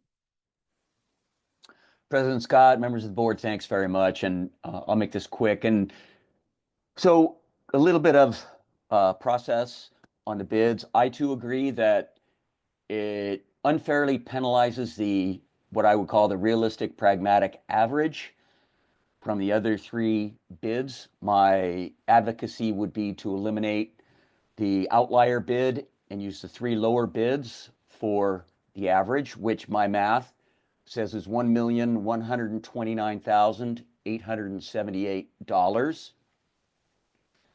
Current funds, I think, Ms. Dean, as you indicated, and I'm not sure if this accurately reflects some of the additional funds that have been raised recently, but let's just use it, $1,014,277,000. When you do the subtraction there from the average of the three lowest bids and what's currently funded, that's $115,600. This isn't going to be very popular, but I think in the spirit of getting this thing done and not protracting what has been almost a 5-year process, and in support of recreation and parks in this community, which is, in my opinion, severely underfunded, that leaves $57,800 that I would advocate is a shared responsibility for an additional contribution by the CCSD. As a taxpayer, I completely support that. I think that would provide a lot of the juice that would be needed to get this thing over the line. And again, in the investment in parks and recreation in our community, I think that is a small, small price to pay for getting this thing over the line. So that's it. Thank you for listening. Thank you, Mr. Wilson. Who else is online? Jeffrey Smith. Okay, Mr. Smith. Hi, everyone. Jeffrey Smith. Wish I could be there in person today. Unfortunately, a bit under the weather. But I want to thank everyone that's contributed to this project, both in terms of time, money, taking it to where it is right now, and really strongly voice my support. I've been working with Skate Cambria for about 5 years now. And as we've seen from the people talking, people are willing to raise money, but we really need a realistic goal that we're raising towards. When you're out asking for money, one of the first things people ask you is, how much do you need? So it's a really hard thing to get to. We have these estimates from local contractors. I do, as others have said, I hope we can throw out potentially the canned estimate or at least reduce the cost in it based on the realities that we're seeing. I know in there is a highly inflated landscaping budget, which I question if landscaping could even be done in a second phase. Is there a requirement of the grant that landscaping is complete on the project to call it complete? That's something the community could do through donations after and beautifying the site. As well as we know the electrical numbers are much lower and mobilization using a local firm to actually move the sites here would be much lower. This project would benefit so many people in the community, especially kids. I just hope we can get creative, get this done, and get a realistic number for the fundraising. So thank you, everyone. Thank you, Mr. Smith. Elizabeth Bettenhausen. Yes, Ms. Bettenhausen? Thank you, Madam President. I have brief comments to make. Number one, I vaguely remember taking the photos the day they tore down the skate park. That was some time back, maybe 5 years. And so I hope we can move a little more rapidly than we are to date on this. My first question is, what is RFP? Everybody keeps referring to that acronym RFP, but nobody says what it means. Go ahead, Mr. Request for proposal. Request for proposal. Well, perhaps that has to do with my second question, and that is, how can you possibly ask for the bids to show up only after you've spent the money? This is a comment that Mr. McElhaney made earlier. It makes no particular sense. I don't understand it. Let me put it that way. The past two speakers have been marvelous in alternatives like crazy to what the procedure is for the board to date. As I tabulate these figures in your memorandum of agreement of understanding being proposed, you have a situation of $9,848 that you can't account for. That's taking the lowest bid and just doing a little subtraction from the other figures that you use. You can't have mock bids and depend upon the community for funding mock stuff. So please, please, get accurate bids. Tell us how much you need. And by the way, I think that Civil Design's bid is just about 9,848 over the amount that you will discover you can easily pay. So please, I'll go back and look, and I'll send you again the photos I took just happening from the library, walking by, of them destroying the old skate park and coming up so far 5 years later with nothing. Thank you very much. Thank you, Dr. Bettenhausen. Anybody else online? We do, but Chief Berkey would like to speak if that's okay. Sure. I'm not sure. I think we need to do public comment first. Yeah. Okay, Christina I promise Galloway. I'll give you a chance. Christina Galloway. Hi, Christina Galloway from Cambria. I would just like to say that everything in this community is underfunded. We're a zero growth community with failing infrastructure. And yes, we do need a fire truck. So thank you, Don Howell, for a calm, factual, well-researched public comment. And I'm really disappointed at the way that this has been publicized so negatively, with so few of you doing the research to see the strain that this community is under, the strain that this fire department is under financially, and that the district is trying to do the prudent thing to protect our general fund, which funds our fire department and all of our district-owned properties, including the building that you're in that is all but falling apart, the Fiscalini Ranch, and the vacant parcels.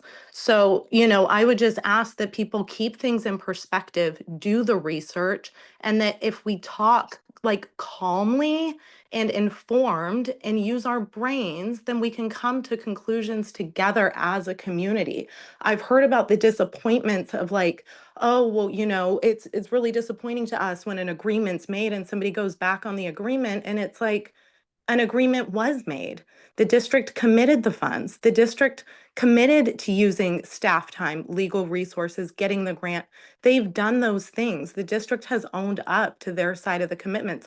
All they're trying to do is protect taxpayer money that is assigned for public safety and for maintenance of facilities. That's all they're trying to do. It doesn't need to be negative. It doesn't need to be nasty. All we need to do is put our heads together and raise some money. I don't know why it has to be like this. It just seems so simple to me. And if we stayed positive and weren't tearing each other apart, we could probably have been doing that since September, when we realized there was a huge gap here.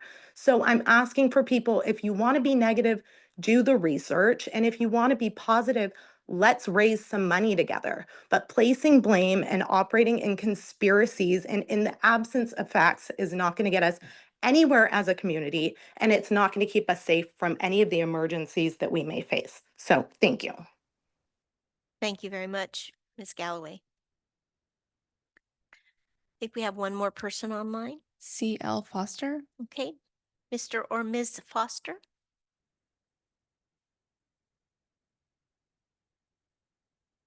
We can't hear you.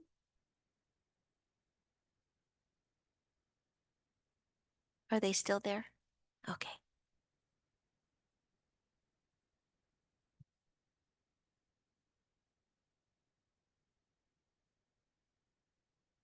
Let me know if there's any more information. No. Yeah.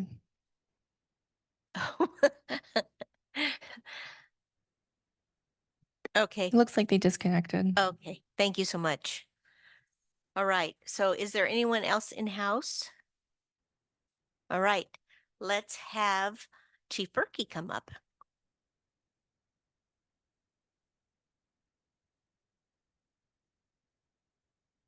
Thank you, Madam President.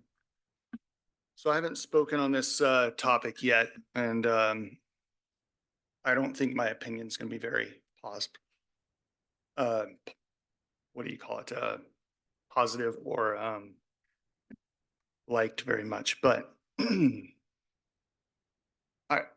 whenever anything is in jeopardy of I'm here to do a job, one job, and that's I want to promote our environment, and I want to promote our parks and recreation, but I can't do that in lieu of fire safety. I'm here to keep our community safe, and when I see anything that is putting that in jeopardy, I get very concerned. I get very nervous. And so when we're talking about using general fund money, that, just so everyone's clear, that is 100% where the fire department gets its funding from. And so if there's money in that account that gets used for something else, then that jeopardizes the funding for the fire department. And let me say this way. So the future is very expensive for the CCSD. Very, very expensive. We're talking about a fire engine that needs to be replaced. We're talking about a infrastructure fire department, the station itself that needs to be renovated and replaced. It's 27 years old. It's falling apart. We also have fire department salaries. I can't look these guys in the face and tell them, sorry, you can't afford to live in our county anymore because we're talking about funding parks and recreation. That, to me, again, this is very, very serious. And this is something that I am very, very concerned about. And again, Please. Thank you. Again, I'm the dark horse here. I understand that. But again, my job is to keep our community safe. It's not to be very popular. So when we're talking about this money potentially, and I respect the fundraising, and I respect the effort that's being put forward, and I absolutely agree with all of that. But if we're talking about a potential of using the fire department's money to fund that, that's where, again, I get very concerned about. And again, I don't want to jeopardize our community's safety for those reasons. If we had the infrastructure that was here, if we had that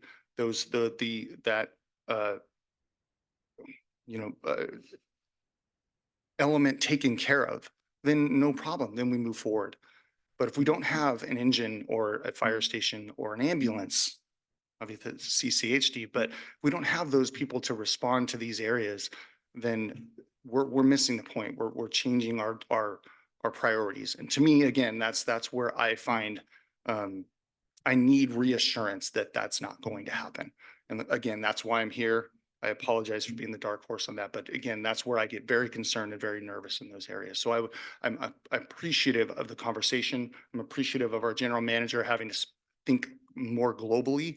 I'm specifically speaking towards fire protection and community protection.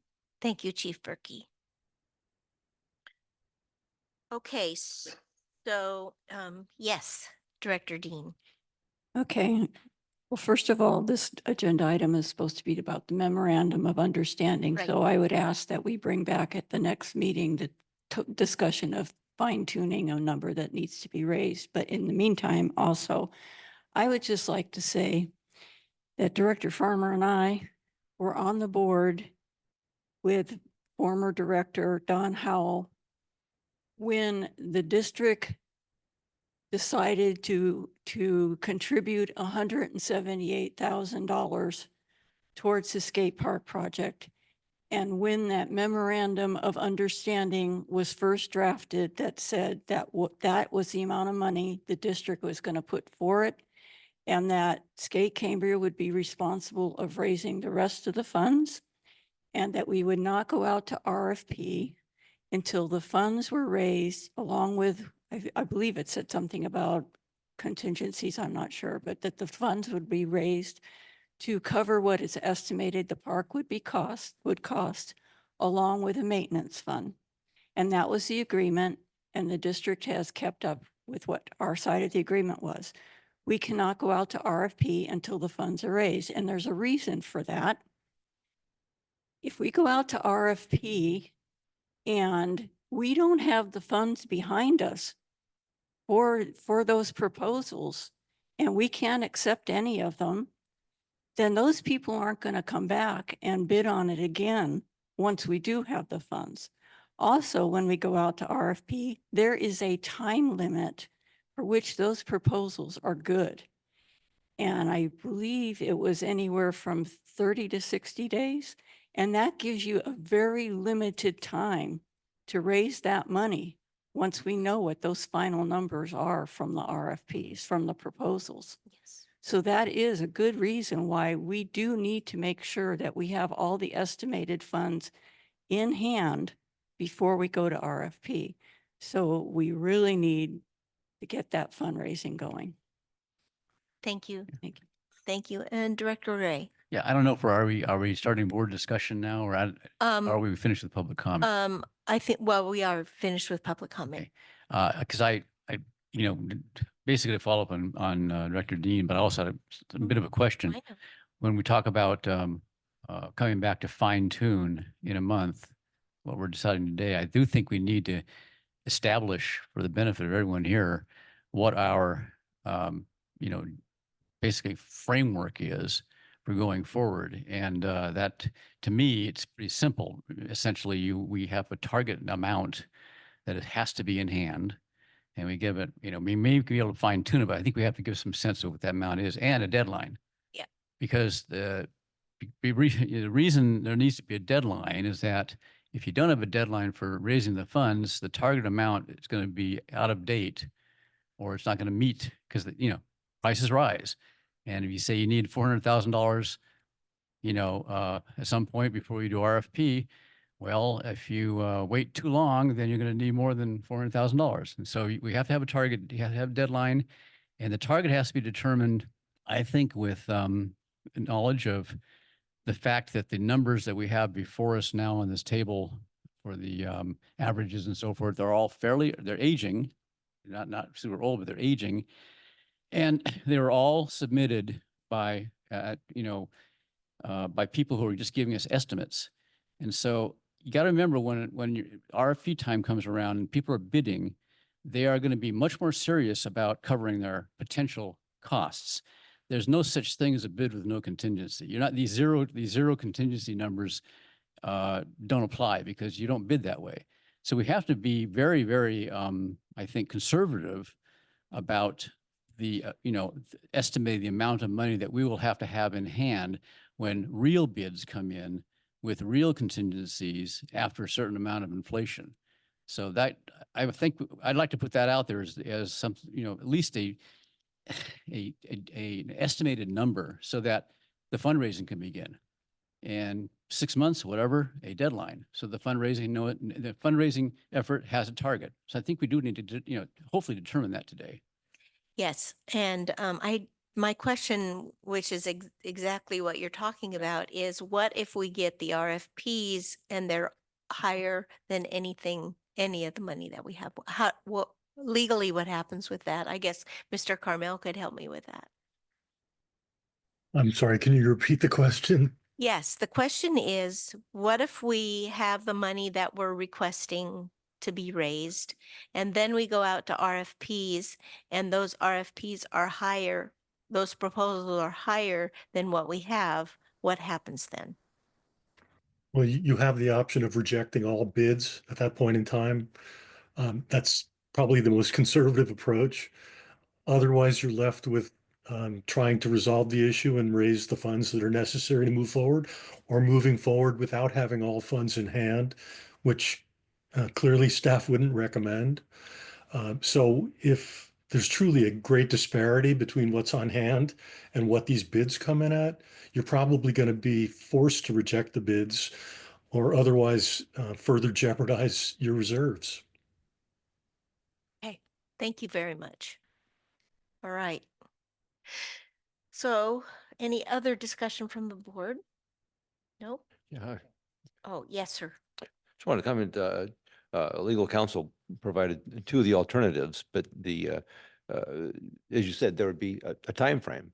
And I think the third alternative that I didn't hear Mr. Carmel mention is that if the lowest bid exceeds the funds available, then the challenge goes out for fundraising, and they have that amount of time to bring it in. 30 to 60 days. And I have little doubt this community would meet that challenge. Oh. I think that would be you know, the appropriate alternative in that scenario, in my opinion. Yes, Director Dean. Okay, because the agenda item just says discussion and consideration of the memorandum of understanding amendment, can we set the actual dollar amount and contingency today? Which is why I asked if we should bring it back next month. I mean, they can see the numbers right now Yeah. in the agenda packet of what the estimates are that we got and what the estimates would be with contingencies, but I'm not sure we can actually vote on a number today where it's not listed in the agenda. Should we check on that with Mr. Carmel? Yes, please, Mr. Carmel. Thank you, Madam President. Yes, that's accurate. The description is very narrow. It's to consider the amended MOU. Beyond that, it's probably a good idea to agendize it for either a special meeting or for next month's meeting to actually consider and take action on your estimates for project cost. Yes, thank you. And especially with the fundraisers that will be happening during the month of April. So I think that's a good idea. Can I follow up with perhaps a short discussion with the board on how they would like these numbers brought forward? So there's maybe a direction to staff on how you would like us to leave these numbers as they are. Is there a different way you would like to average, throw out high or low? Is there a room, Mr. Carmel, for any discussion with the board to guide staff on what they would like us to bring forward for next month to set the target fundraising amount?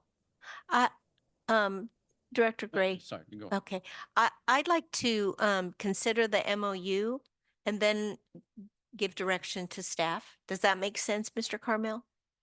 It does, Madam President. Thank you. Okay, so do I have a motion?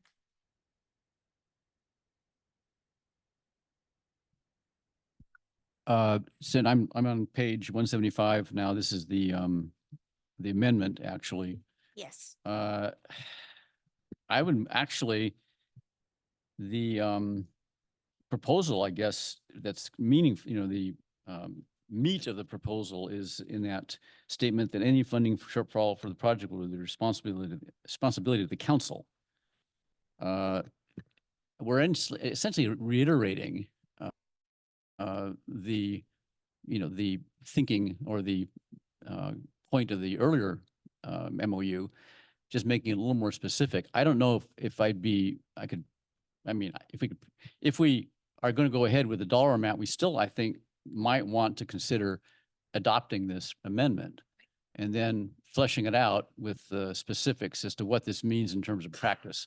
When we say that the council is responsible for all project costs, that's kind of giving them a blank check. I mean, basically having them write a blank check. I'm not sure they'd want to do that, but I think we could, in subsequent to this, give them monetary guidance as to what that actually means in practice. So, I mean, I would move that we adopt the amendment to the MOU at this point.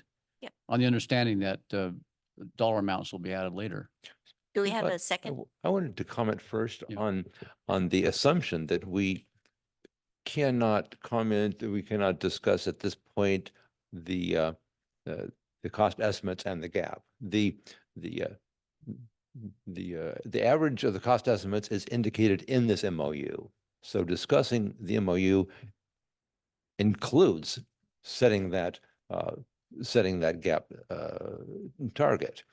And also on page 174 of the MOU, the gap is defined numerically. So it's clearly within our authority here today to discuss those numbers. And we've heard plenty of information to know that the 1263,381 is not the appropriate number. The canon bid we've discussed already have heard that it includes $270,000 of landscaping, which is not what's going to happen. So we have the choice of throwing that cost estimate out and averaging the other three numbers, or we can modify and remove that from the canon bid. Either way would be generally appropriate. I would recommend the former, actually, and that impacts the gap number. So approving the MOU here today basically solidifies those numbers, which are, in our opinion, not correct. Yeah, but Yes, yeah, Director. before we go on further with that, we probably might ask Mr. Carmel if it's true that we can actually discuss the number. Yeah. My understanding of that recital there is that the point is that that was the calculation at the time of this amendment being approved, but it's not spelled out exactly how much of a contingency we were supposed to have. Basically, that was the arithmetic that we have on hand, but this also says it's further recommended that including a contingency amount would be prudent. So that leaves it for future action as I read that. So, I mean, Mr. Carmel, you might want to weigh in on what Director Thomas is saying. Can we go into detail about actually setting the contingency amount now, or setting the gap amount now, or should we wait till another meeting? Mr. Carmel? Yeah. Thank you, Madam President. The way this is set up, you can't take action on the number itself, nor is the number included in the MOU itself. These are estimates based on the information that staff had to work with at the time. The number that you're talking about won't be inserted into the MOU. It'll be a number for purposes of fundraising and moving the project forward. Additionally, there's no constraint on discussing the issue. That's what you've been doing. With regard to Director Thomas's assertion that you could take action on it, I just respectfully disagree. It's not a part of the action item that's on the agenda. You can certainly talk about it to the point of gaining consensus if you want. But in terms of actually taking action on the number you're going to utilize as an estimate, which would include a contingency, I presume that's not on the agenda, but certainly subject to discussion by the board. Yes. Thank you, Mr. Carmel. Yes, Director Dean. Would it make sense to table or postpone this MOU to our next meeting at the time when we do discuss the numbers? Well, these numbers are it says in the MOU, total amount of funds currently available for the project at that point. So, I mean, the other way to do it, and I'm not sure that this is what we can do at all, is to, well, I see. yeah, I see what you're saying. yeah, Director Scott? yes, Ju- yes, I- please, what would you like to say? Yes. President Scott. Yeah. President Scott, I'm sorry. Yes. My apologies. Staff's opinion is I think you can move forward with the MOU, and then as Mr. Carmel said, Yeah. I think you guys could have a robust discussion Right. about these numbers and what contingency you would like to set. Right. I think if that's established, that would guide staff to come back with a staff report Right. in which we would make a motion and a vote. Right. And it would also give the community and the supporters of Skate Cambria a number now to target. Right. Even though there's not a motion to say this is the number with the contingency. Right. We can get pretty deep in the conversation without the motion, and Mr. Carmel, correct me if I'm wrong. Yeah. And then staff would immediately start working on a staff report with that guidance, and we'll bring those numbers forward for you to discuss, consider, and move. Okay, so right now we have a motion, I don't but know- we, I don't know if it's been seconded or not, but. no, it hasn't. Okay, yeah, I made the Yeah. motion, yeah. Yes. Do you want to restate the motion? Restate please? the motion is to approve, as I think of the language would say here. Approve the memorandum of the updated or the Second Amendment to the existing memorandum of understanding with the Cambria Community Council for the Cambria Skate Car Project. Yes. I'll second. Okay. Any discussion? Yes, yes, Director Farmer. Thank you. Thank you, President Scott. I just want to make a comment with regard to the funding needs of this particular project. I seem to recall maybe close to 2 years ago when a figure was put out that it would ultimately cost $1.2 million to build the skate park. And right now, the total funds that are available are just a little over $1 million. And I believe the figure, if you were to remove the cannon cost, and I believe Mr. Wilson alluded to this, the figure average between the other three is $1,130,000. So I think to be realistic, the fact that these costs are no doubt going to go up, that probably the cost that came up like 2 years ago of $1.2 million is probably fairly accurate, which would indicate that probably the funds that need to be raised in the next 30 to 60 days would be about $200,000. Now, obviously, some of that has already been raised, but I think that's kind of a ballpark figure with regard to the needs that good folks of this community or wherever folks wish to contribute to ultimately building the skate park. That's probably a figure that would be fairly accurate to shoot for. That's just my humble opinion.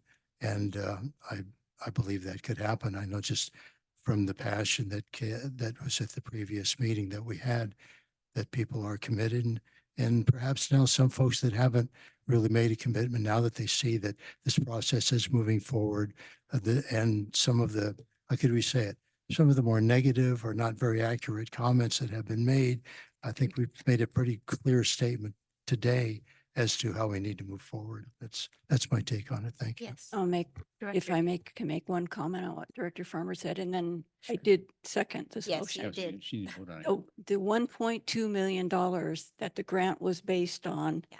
2 years ago included a contingency. It was rounded up to 1.2 million to include a contingency. The numbers now that we're looking at do not include a contingency. Yeah. And when we get done with this motion and this vote, I would like to speak to a couple of these estimates. Yes, thank you.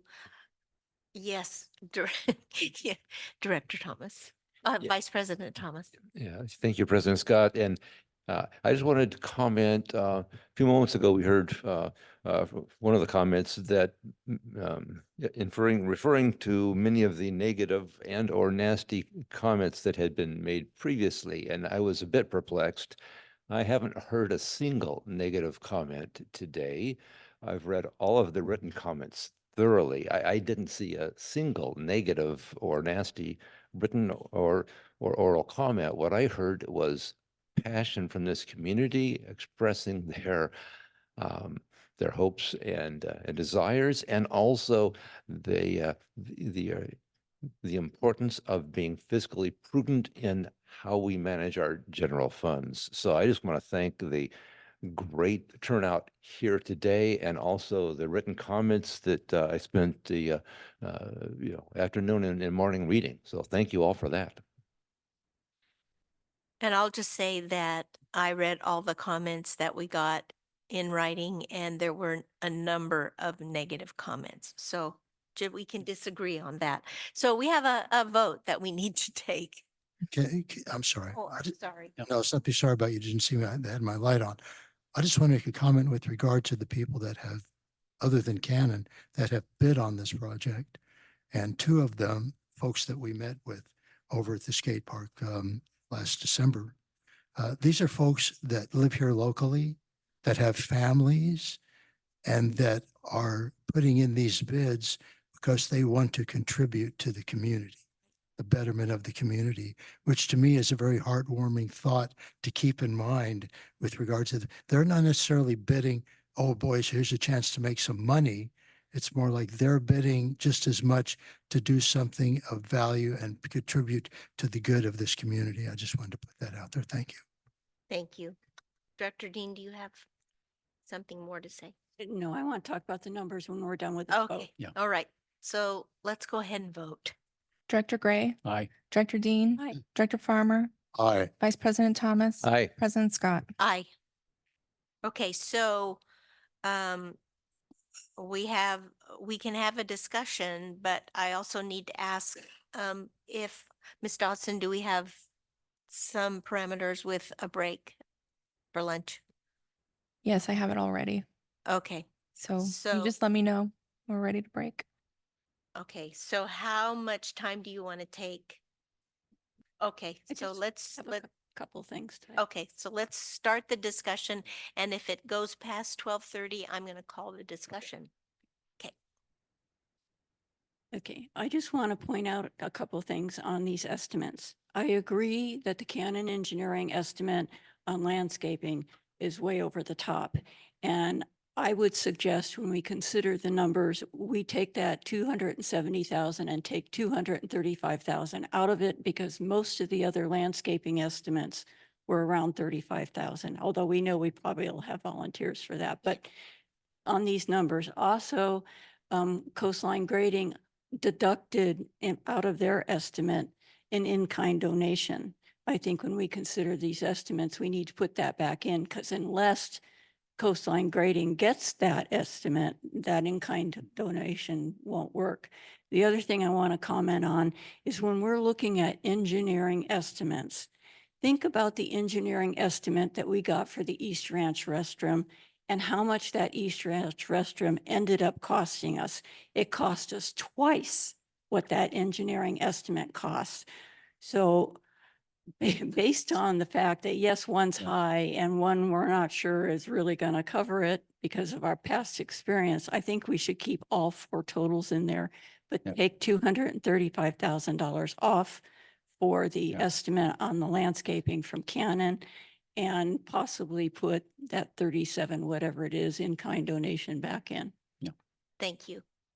Anybody else? Yeah. Yes. Yeah, I was going to follow up, and that was a good point Director Dean made, because I was going to, I did a little recalculation based on taking, I think, 235,000 out of the Canon estimate. And I came up with, actually, the numbers were not too far off an average of the middle two.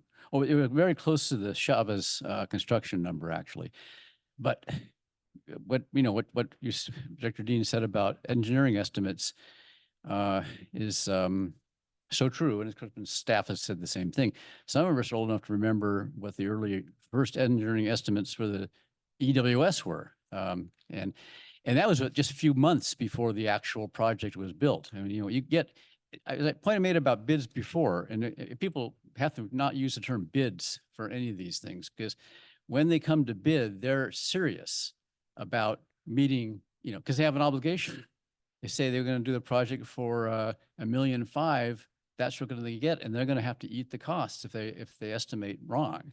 And so they're serious about it. That's why they put in contingencies and why they go more carefully over these numbers to make sure they'll be able to do the job and at a profit. So we can't really take these estimates as hard numbers. We have to kind of plug in, and what we're trying to do here in this chart, we're trying to plug in our own contingencies to figure out what is a reasonable, estimate of what the actual bids are going to be, say 6 months from now. And if I had to propose something for just discussion, and I said it before briefly, but I think we should look at a two-pronged strategy. One is to put a number out there which is a precise number for a target. But then to give a, I don't, give a deadline that's reasonable for fundraising. I mean, 6 months, if it's going to be $400,000, which these numbers kind of point toward, I think it's reasonable to give the CCC and the Skate Cambria a reasonable amount of time to meet that goal. You don't want to have the deadline too late because then the numbers will all change. The estimates, inflation will basically take over and move that target away. But you have to give some time, I think, to make the fundraising feasible. So I would put that out there as sort of the framework without getting into real specific numbers. Deadline and a target that is reasonable in terms of the deadline. And a contingency? Well, the contingency is going to be built. We're going to figure a contingency. We have to add a contingency of our own to these non-contingency numbers. I would say 20% because the non-contingency numbers are kind of old. Yeah. Actually, I'd put 20% on that. Any other thoughts? No? How about from staff? Do you have the direction that you need? Well, you want me to adjust Cannon's engineering estimate? Right. We will adjust that. We will put back the in-kind donation into Mr. Chavez's estimate, and we'll basically bring those numbers back With a contingent. with the percentage. contingency tables, which right now is 0, 15, and 20. If you would like any adjustment to that, if you want to see 0, 10, 15, 20, yeah, we can do that. Yep. Well, do you ever get a bid that's under 15 with a contingency? No. Yeah, I would just say 10% is not going to be real. 15 or 20. Okay. Okay, I think we have, staff has an idea of what you'd like to see, and we'll bring that back. Okay. I don't know if we want to consider, and we can discuss it at agenda review, if this is to be a special meeting. Yeah, Because I do understand that they want to start the fundraising and they're really looking for a number. So if we wait another month, Yeah. that's a delay in a month. But I think they have a pretty clear number based on what Director Farmer said. No. No? What number? I'm just saying continue to fundraise because you're, No, well, let's not get into that. all right. All right. So then don't. I mean, all I know is that we've done what we can do today. And I think we should go ahead and adjourn, have our break, and then come back at 1 o'clock. Thank you.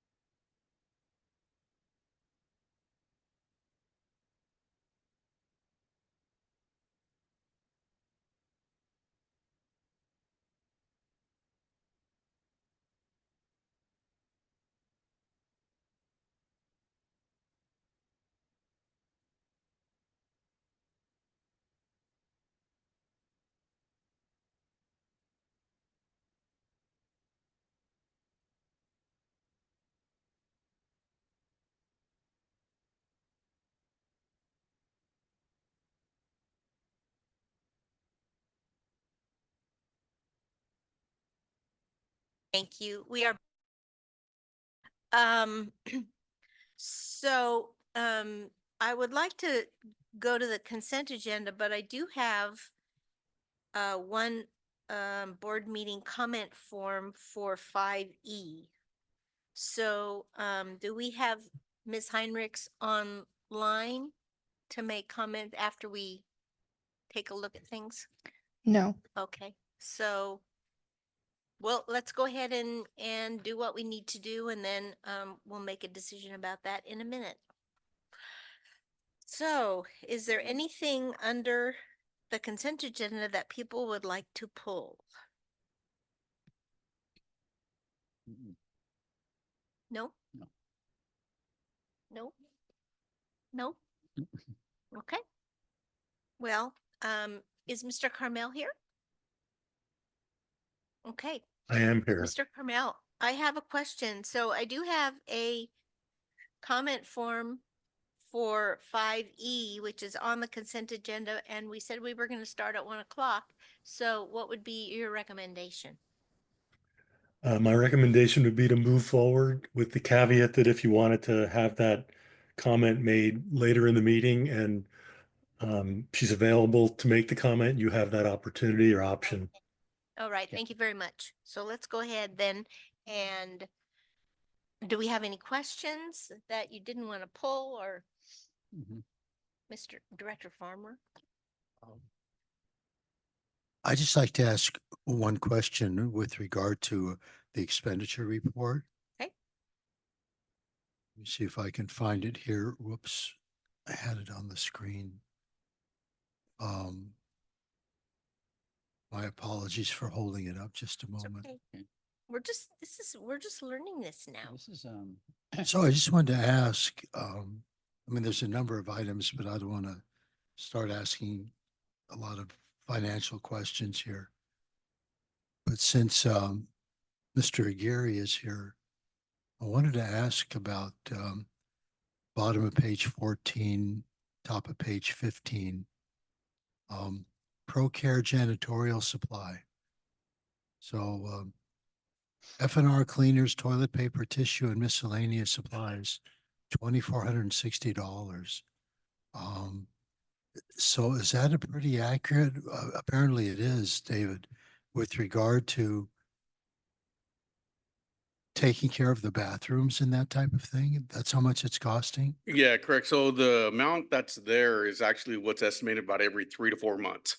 That's what covers the public restrooms. That's mainly where everything's going at, and here at the Vets Hall. Okay. That's like for supplies. Yeah, supplies for the public restrooms. All right. And if I could just ask one more thing, this is also on page 14. Just a moment. Right there near the top, Navia Benefit Solutions, admin monthly cafeteria plan. Could we get some clarification on what that exactly means? I mean, it's not a large amount, but I think it has anything to do with cafeterias, right? No. I think that's just the technical name of it. They call them cafeteria plans. So there's a benefit. You can read about it in our MOUs, the personnel MOUs that our employees are entitled after they've been working here for a year. And it can also be called an HRA plan, but so they get $1,300 towards medical expenses, valid medical expenses. So it's just part of the benefit package for employees. And Navia is the company we use to administer that benefit. And so they charge us a small fee for that administration of that program. Okay, thank you. And since I believe someone just brought up the restroom on the East Ranch, where's this at on page 12? Oh, excuse me. Art Cell, just Art Cell Engineering, installation of each East Ranch restroom, $165,000.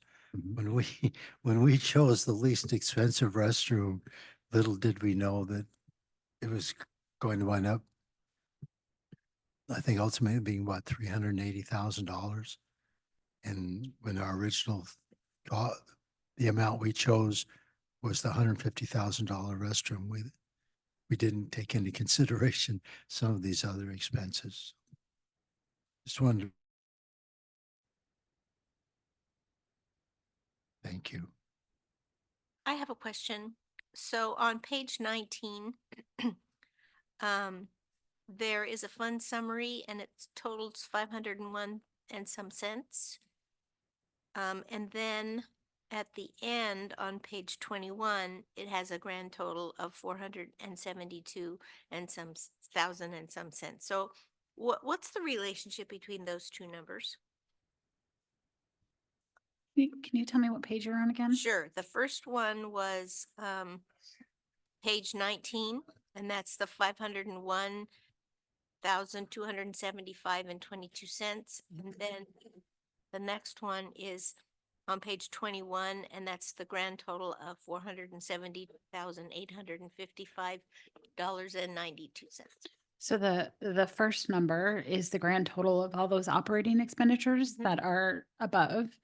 And then there's the detail out by fund summary or department summary. And then the 472,000, the second number is the payroll costs. Good, thank you. Okay. Anything else? Oh, yes, go ahead. Thank you. Vice President Thomas. Thank you, President Scott. Just a couple questions, potential edits to the minutes, page 36 for March 13.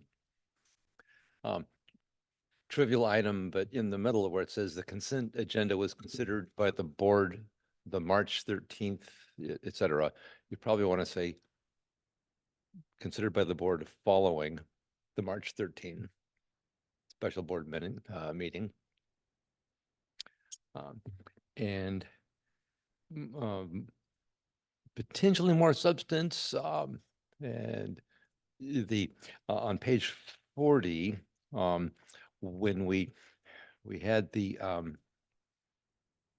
motion on the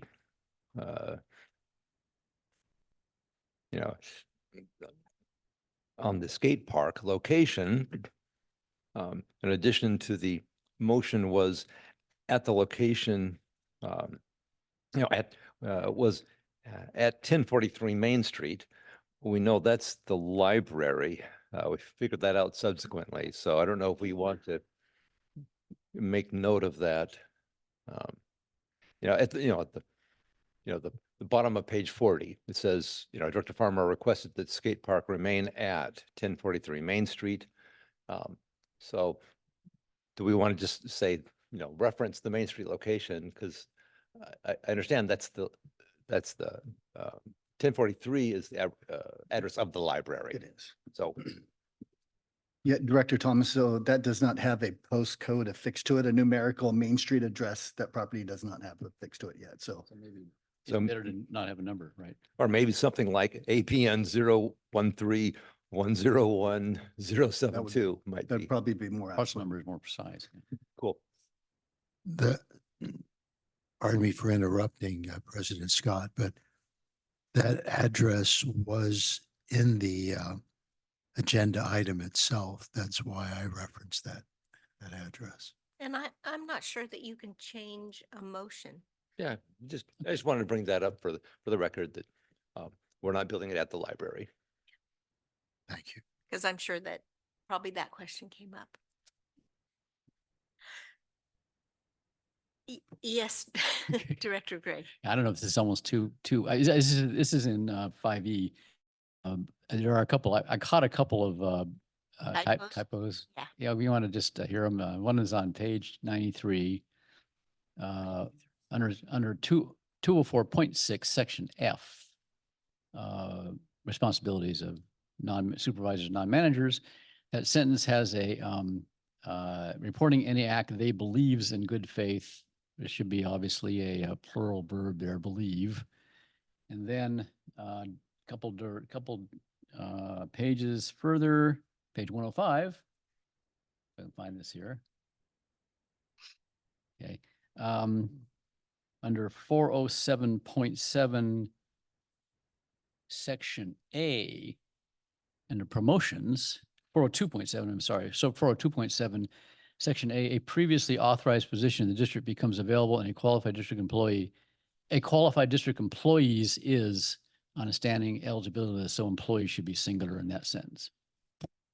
So that's all I had. And I have to confess, I might have run out of gas after that point, but I had another one that I already told but that's all I have. Mr. McElhaney about.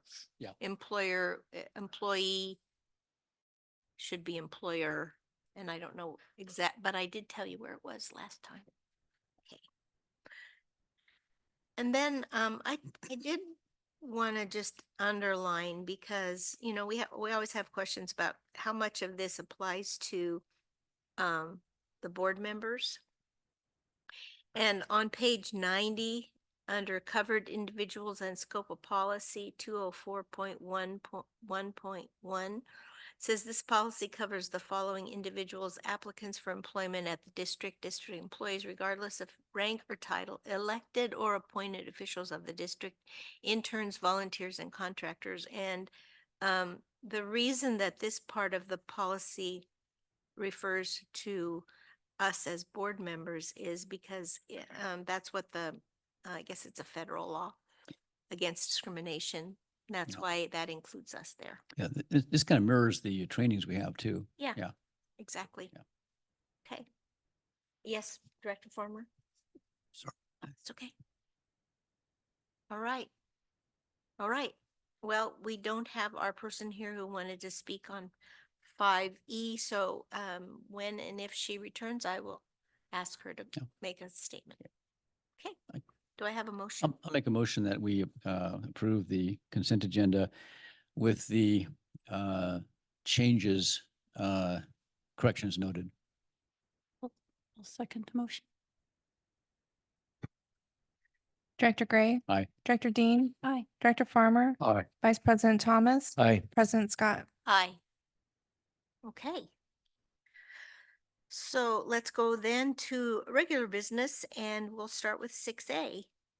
Mr. McElhaney. Thank you, President Scott. Agenda item 6A, discussion and consideration of adoption of ordinance 01-2025, adding chapter 6.05, the Cambria Community Service District Municipal Code regarding weed abatement standards. The adoption of these weed abatement standard ordinance will not have an immediate fiscal impact, but as we get deeper into the inspections, there will be a significant amount of staff time and the potential discussion in the future, depending on budget, if a fire marshal may be needed, but we're working that through the fire committee. The district council and staff have prepared a proposed weed abatement standard ordinance for the board's consideration, and I will turn it over for further discussion. Okay. Yes, Director Gray. Just a question on this version. It's actually two questions. One is, if there's any correction to be made, can we do it at this point? I mean, this is for council, I guess, or does this have to be voted on as is? Because I think there's still one item that needs to be, a small correction needs to be made. If it's a clerical change, it can be done without reintroducing. If it's substantive in nature, then we would have to reintroduce. So you can, depending on what it is. Okay, I think this would be clerical change. On page 168, at page, this is under section, well, there's D 605040 D, and then there's a first paragraph after the letter D. And then there's that sentence: abatement requirements shall be in effect in waterways where flood preparation measures and emergency flood control mitigation is necessary. Actually, should be are necessary. And I think we had some confusion about that before, but that seems to be out of place, because then you have the next sentence in a numbered series starts, this exemption applies. So is that in? So I thought that abatement requirement paragraph should go down below just before 6.05.050. I think that we discussed that. Right. Yeah. And my recollection is that's what we discussed and agreed to. But then when it came down to reading the 7 or 8 or 9, We might have, that Might have missed might have gotten buggered up. yeah. But that is what you had said Yeah. the first time, because as it is, as you point out, it looks like it's above items 1, 2, and 3. Yeah. And it infers that. And I would concur that if you simply move it to, Just at the end of that section. it Just would, just before 6.05.050, I think. Yeah, and Director Gray, for further clarification, Mrs. Dodson went to go make those changes based on your motion, and I went back and watched your motion, and you told that section to be placed under the first paragraph after D in the motion. Oh, And so that's what she ended up doing, but it sounds like your motion was a little bit different than what you had discussed earlier, and we didn't catch that piece. Okay. We just went straight to the motion and made those changes. So as District Council said, if this is considered clerical, we can make that adjustment. yeah, and a couple of clerical, that makes it clerical, very clerical. Like the clerk of the board. So it's my fault, it sounds like. Related to that, there is a verb agreement issue in that sentence. Rather than is necessary, should be are necessary. And then in the paragraph that starts, this exemption applies. I was confused by what particular exemption is being referred to, because there was a series of exemptions right above it. Under 605.040, it says the following exemptions to the requirements of this section shall apply. And then in D says in order to qualify for any of the foregoing exemptions, plural. So I don't know if this is substantive, but I think under number 1 after D, it should say these exemptions apply. Should be plural. It should reference the same set of exemptions. Am I correct in I that? agree. I agree. Yeah. And Is that clerical? I do think it's clerical in nature. Okay, good. Okay. That's all for me. I had a couple questions on page 167 where it says, where it defines property owner. I just want to know what this means. Shall mean the legal owners of real property and any tenant, agent, or representative. So does that mean that both the property owner and the tenant would fall under the actual enforcement requirements? Or is it just one of them? Because it says and. I'd be glad to answer that. Okay, please. It's who's actually in control of the property. So it wouldn't be both the tenant and the legal owner of the property. Okay. does that mean it should be or? Well, you may have a situation in which the legal owner still controls the property. I think it's satisfactory with and. I think or may lend a little confusion to it. Okay. Okay, that was just my question. And then the other thing was on page 169. And I talked with Mr. McElhaney about this already. We don't necessarily have a capitalized board secretary, but that those tasks are under Ms. Dotson's job description. So I would think it would be better to just have it be small b, small s. Can we change it to my actual title? Well, that's up to you, either way. Tim, is that a clerical change that we can make? I think we're better off going forward with small b, small s. Conventionally, that would be the title of your job. And I think in the long term, you'd prefer it to be that. I think changing it to your title might not be clerical in nature. Yeah. Okay, that's all I have. Other people? Yes, Director Farmer? Thank you, President Scott. This is kind of there was a word that popped out here. This is at the bottom of page 166. the final paragraph. I'm going to read from it in a moment because there was a word there and I'm thinking, boy, this is what happens third world countries and that type of thing. So I'm going to read the paragraph to get to where I'm talking about. So it says the board of directors finds and determines that the uncontrolled growth and or accumulation of weeds, grasses, and other combustible vegetation on land or lots within the district reduces property values, promotes blight and deterioration. And I'm thinking blight. So I looked up blight because I had no idea what it meant, but it sounded a lot more serious than anything I could possibly imagine happening in Cambria. Or anyway, so blight is a disease typically caused by fungi such as mildew and rust, or a thing that spoils or damages something. And then they had this quote, the vacant properties are a blight on the neighborhood. And I said, well, I guess that's it. The vacant properties are a blight on the neighborhood. Who would have thunk it? So I just thought it was interesting. So I hope nobody minded that I brought that up. No. Anything else? Nope.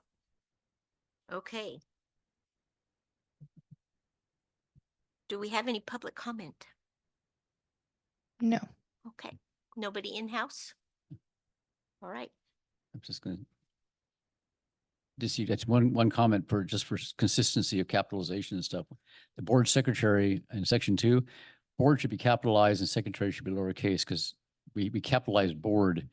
I noticed right above it, board smaller lowercase members, board lowercase secretary.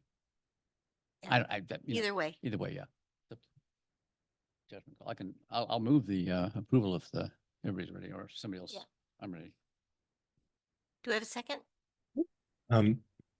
I better do the actual motion here. Oh, Yeah. Excuse me. It's actually it's something more. Let's see. Yeah, I move that we adopt ordinance 01-2025, adding chapter 6.05 to the Cambria Community Services District Municipal Code regarding weed abatement standards with the corrections as noted, which should hopefully be sufficient. And is there a waiving of further reading or is that just the first time? No, you have to do it on both. So that would be by title only and waive further reading. Yeah, by title only and waiving further reading. I'll second that. okay. Director Gray, Aye. Vice President Thomas. Aye. Director Dean. Aye. Director Farmer. Aye. President Scott. Aye. Okay. Let's go to agenda item 6C. 6B again. Mr. McElhaney.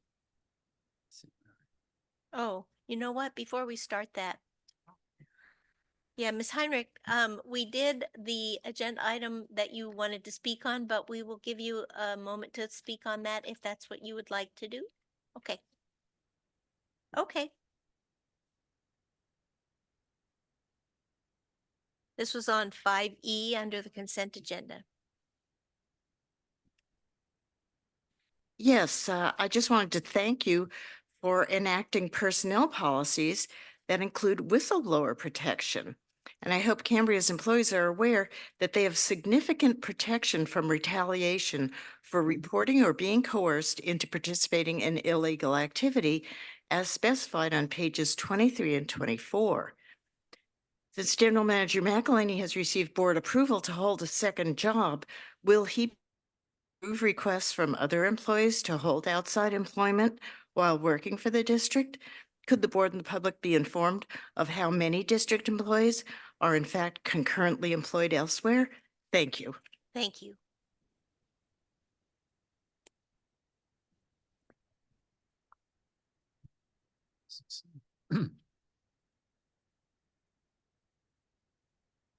All right.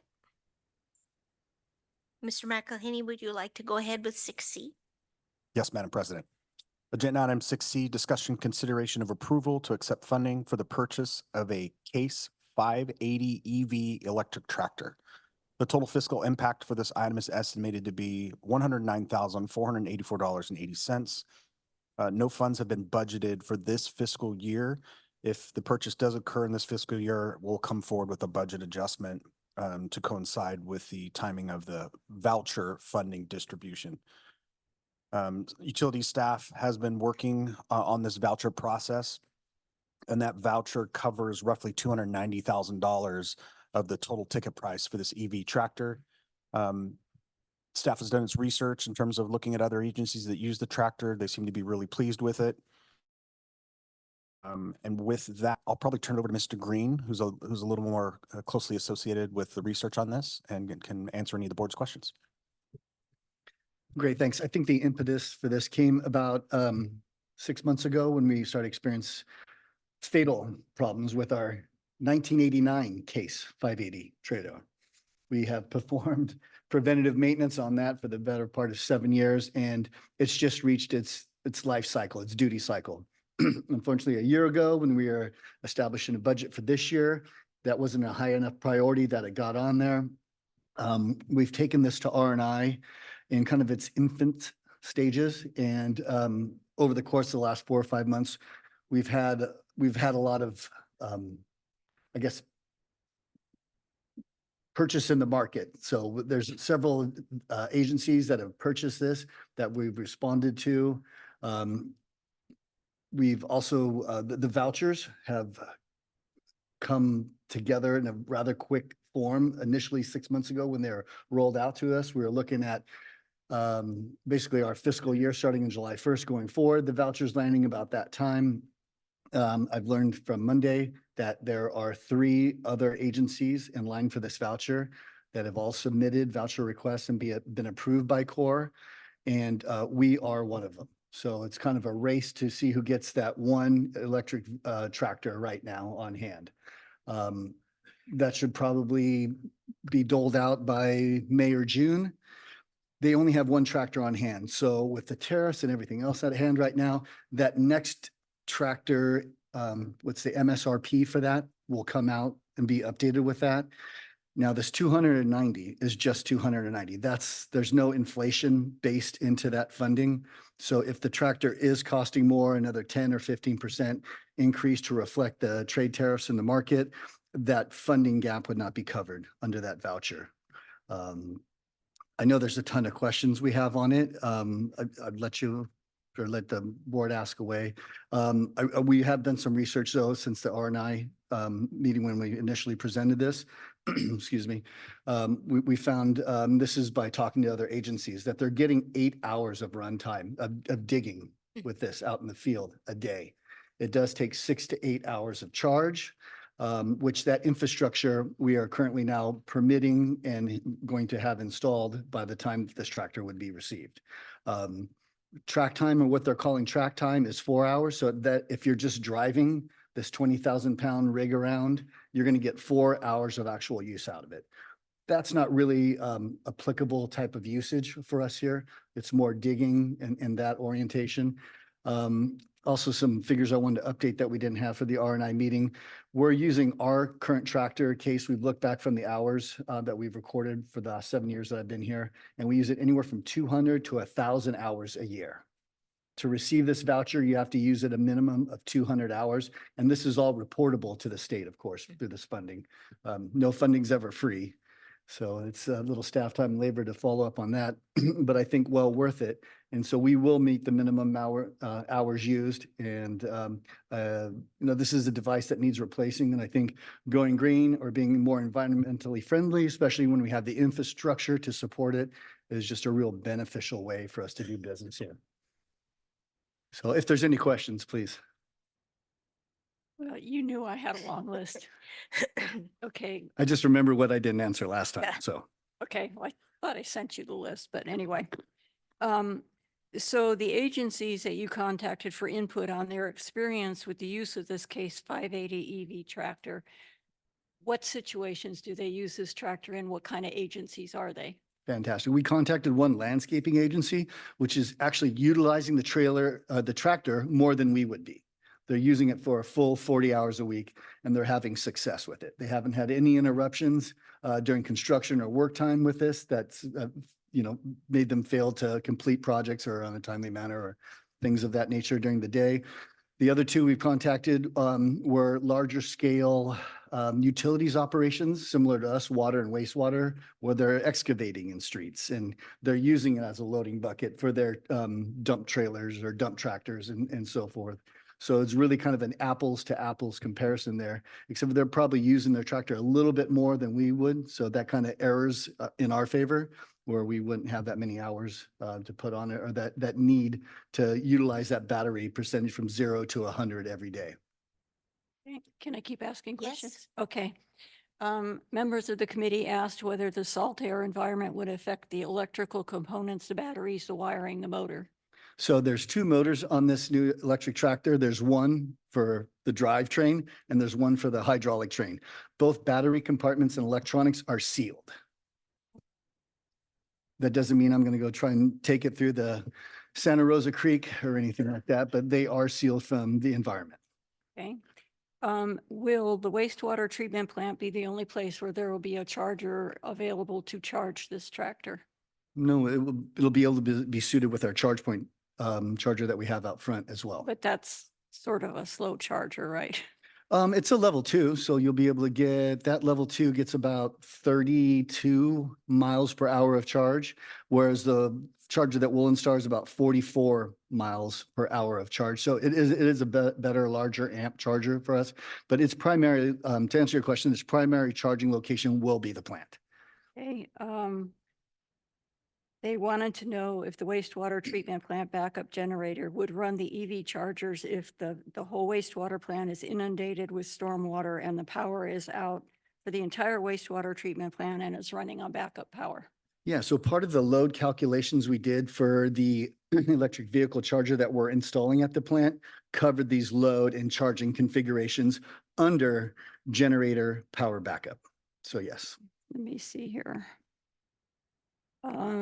Questions were asked if this would operate in flood conditions, perhaps in a foot or more of water. It would operate in the same conditions that I'd operate our current case 580 in. If you go back to the March 9th and 10th storms where we had a 3-foot curl going across Windsor Avenue from Heath Lane, I wouldn't take any tractor in that kind of environment or circumstance. Okay. They wanted to, it was mentioned that there does not appear to be a Case EV tractor dealer anywhere in SLO County, that the closest Case dealers are in Fresno, Bakersfield, 5 Points, Tulare, and Stratford. So would the tractor need to be taken that far away for the repairs and warranty work? We've been dealing with Dennis Monahan at Sequoia Equipment in Fresno. They are the closest dealership. Warranty work would need to be performed by the dealer and they would be able to do that remote. They would come out to us remotely to repair that under the first years of warranty. And I can't quote the warranty years, but I'm thinking it is entire warranty for the entire vehicle for 1 year and then drivetrain and hydraulics for an additional year after that. So yes, they would come out to site to make repairs or preventive maintenance. Okay. And that the price does include delivery from Fresno to us. So this isn't something that we'll have to go out, rent a trailer or have something hauled to us. That's all included in the delivery price. Okay. Did you have an opportunity to actually go and check out one of these tractors in person? The superintendents of I have scheduled a time for next week. We tried to get it in yesterday prior to the board meeting, but it wasn't, that time wasn't available. Okay. But yeah, we will definitely put our hands on it and kick the tires and making sure it operates. Okay, so would we have to wait until we actually receive the voucher before ordering the tractor? Well, so they only have one tractor on hand. So there is currently one tractor on hand. It won't need to be ordered. But if we miss that, yes, we will have, it's about a 60-day lead time. Okay. Let's see here. I have 3 pages. That's fine.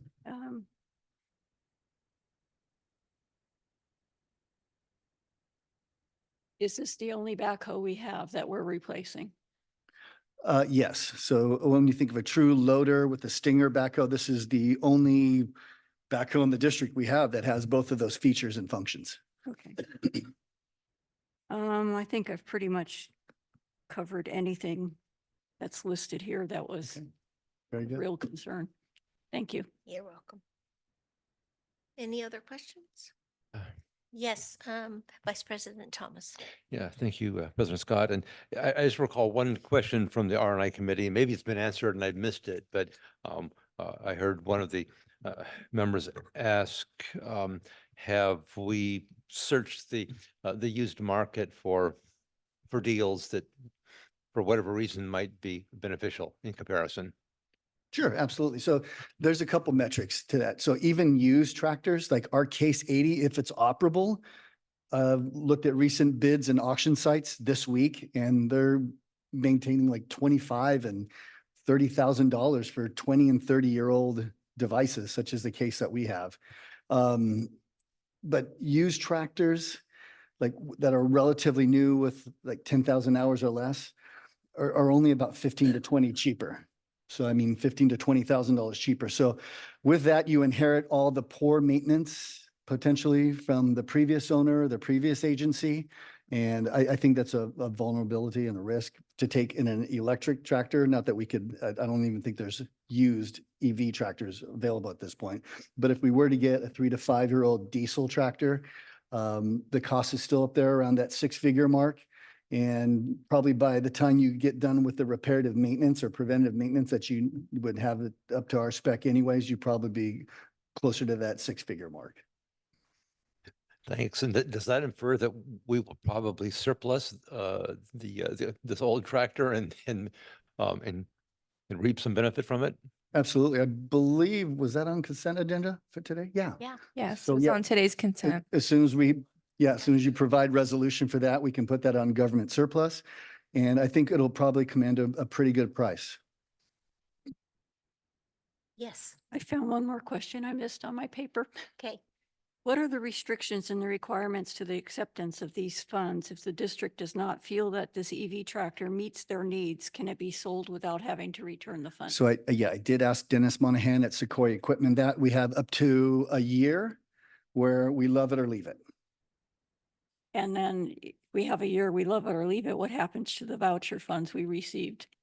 All that funding would, minus, I think, I'm not sure the funds that we'd have to, it's not just 100% refund to us and to the voucher, but the price after sale would be refunded to the core department, and then we would be refunded whatever the 108 that we put into it, minus whatever use fees or mileage or hour associated fees they have with that.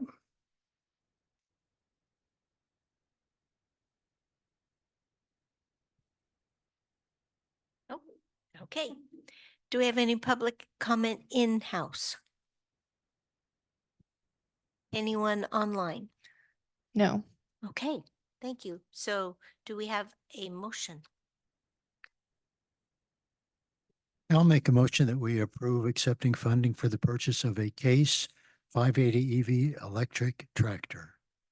I'll second the motion.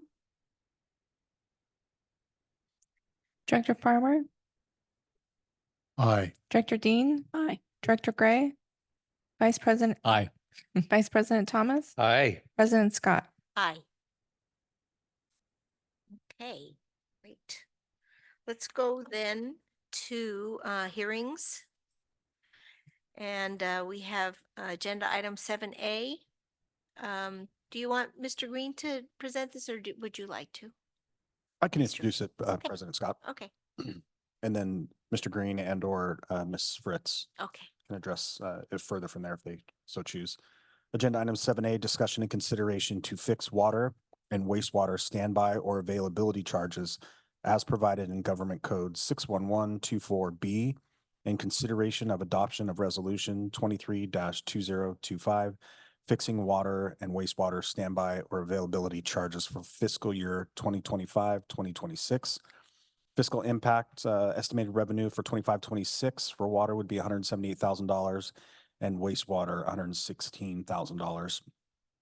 It is recommended the Board of Directors review the financial report on this standby or availability charges, open the public hearing, take public testimony, close the public hearing, make appropriate findings, and adopt the resolution. And I'll turn it over to you or Ms. Fritz or Mr. Green if they want to elaborate. Okay. Yes. Oh, sorry. Okay. All right. Yes, Vice President Thomas. Thank you, President Scott. And I just want to express appreciation to Ms. Fritz, you know, uh, the, uh, the financial report that gives the whole story about this. We didn't have this last year or the year before. And I remember the first time I saw this agenda topic a couple of years ago. I don't know if it was hours I spent trying to figure out the background. This report really makes it easy to understand what is going on here. So thank you for that. Okay. Any other discussion, questions? And these numbers are the same as they've been for years for the standby charges, correct? That's correct. Okay. So do we have anybody in-house for public comment? Anybody online? No. Okay. Yes, Vice President Thomas. Are you ready for a motion? Like, Are we? Did you want to? I had just a question. This is not, it's not germane to actually how I vote on this, but this is something that's been a fixed price, hasn't been indexed for something like 25 years. Is there, if you wanted to index it to inflation, would that be a Prop 218 process, or would that have to be a tax vote? This is for, I guess it's for council to answer that one. It would require Prop 218 compliance. Okay, thank you. I'll make a motion to, on this one, just for future reference. So if we want to increase these sequentially, we go through the process with Barbara Wells and so forth separately, I guess. Okay, I move that we, oh, wait, did you want to close the hearing? Yes, thank you. I'd like to close the hearing. Okay. I move that the board fix water standby or availability charges as provided in Government Code 621124B and adopt Resolution 23-20025 fixing water and wastewater standby or availability charges for the fiscal year 2025-2026. Second to motion. Okay, thank you. Any discussion? Yes. Yes, I have a dumb guy question. And maybe this would provide for clarification for folks out there in the audience, either here or viewing on Zoom. What the heck are standby and availability charges for water and wastewater? I mean, what does that mean? Ms. Fritz? Well, I don't know the history of why they are called what they are called. As the agenda item, it's referencing the government code on how they came to be, but why they are called standby or availability charges. Maybe Mr. Carmel has some insight into that. I think it's standard language that's used across districts. I don't think it was just us. Well, you know, if anybody would know about standard language that the rest of us don't understand, it would be Mr. Carmel. So thank you so much. Mr. Carmel. I hate to disappoint you, Director Farmer. It was included, I believe, in the statute that originally authorized them. It's referenced 61765.12 of the government code. It's just some funky name that's stuck for a long time. And essentially, it deals with properties that have these facilities available for use. But I can't tell you how they came up with standby and availability charges. And I've always scratched my head, as you probably are doing, and thought, why don't we change that name and leave the amount the same? But that's my meager response. Well, you just said, I believe, something about properties that have facilities available for use. I think Right. I'm kind of quoting you. So if I could ask, what does that mean? What water and sewer facilities? Okay. Okay. All right. Thank you. I hope nobody minded I brought this up here. Yes, Director Dean. And Director Farmer, no question is a stupid question. Thank you. Thanks, Mom. Director Gray, do you have? Oh, I was just going to vote. I was Okay. waiting for the vote. You have a motion? I think I made the motion. Was it seconded though?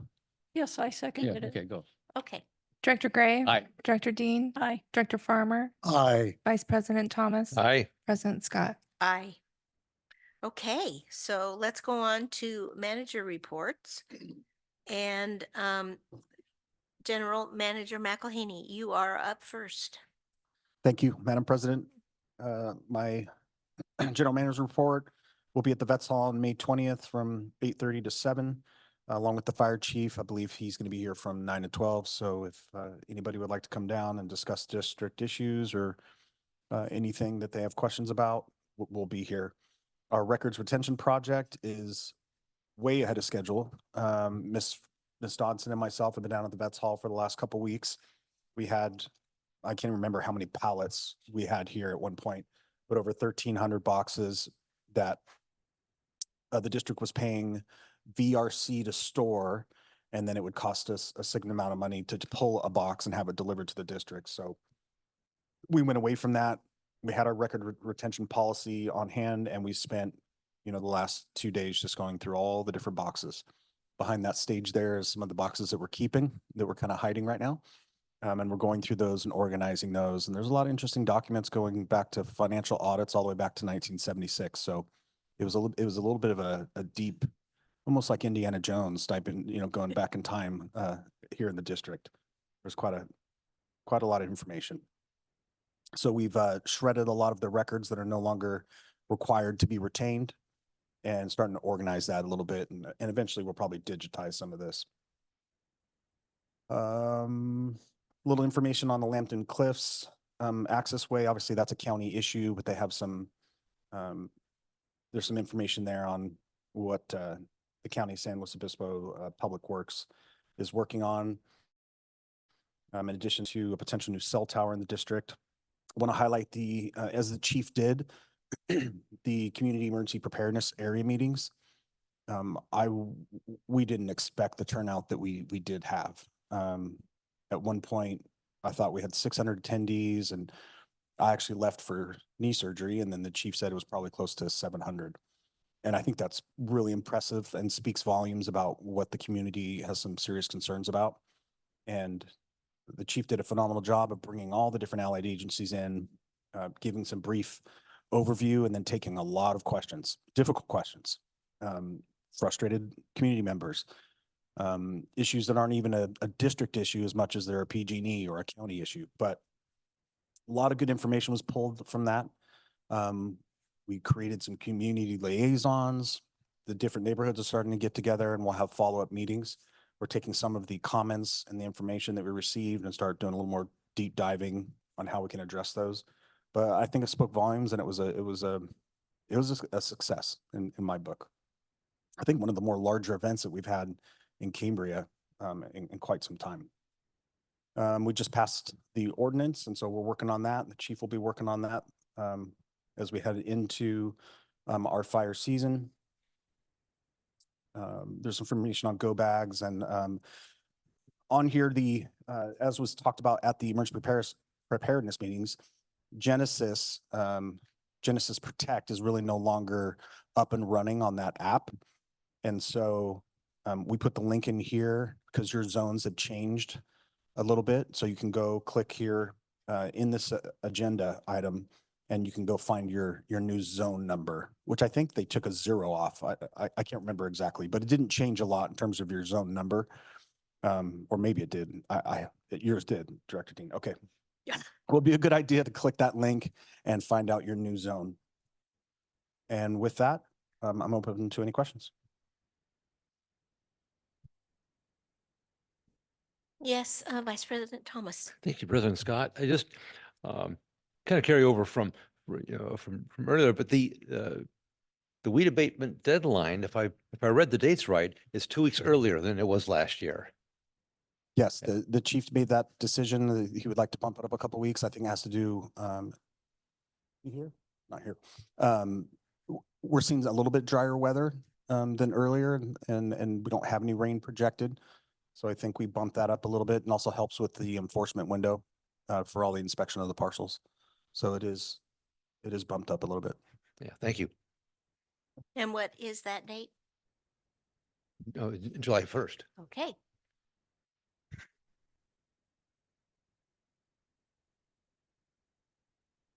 Okay. Do we have any public comment on? Oh, I'm sorry.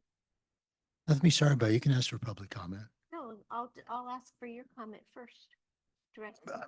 Thank you, President Scott. I believe, pardon me, I believe on some comments on, again, I don't know if I'd say social media or written comments. They're more like written comments that some members of the community, members of the public, have suggested perhaps that date be moved back even earlier, like June 1st. So any feedback on that? We typically have this discussion every year Right. since I've been here. And while other areas of the county, like your Paso Robles, your Templetons, your San Luis Obispo, have it earlier in the year, we do have a different climate here in Cambria, and it causes issues with regrowth.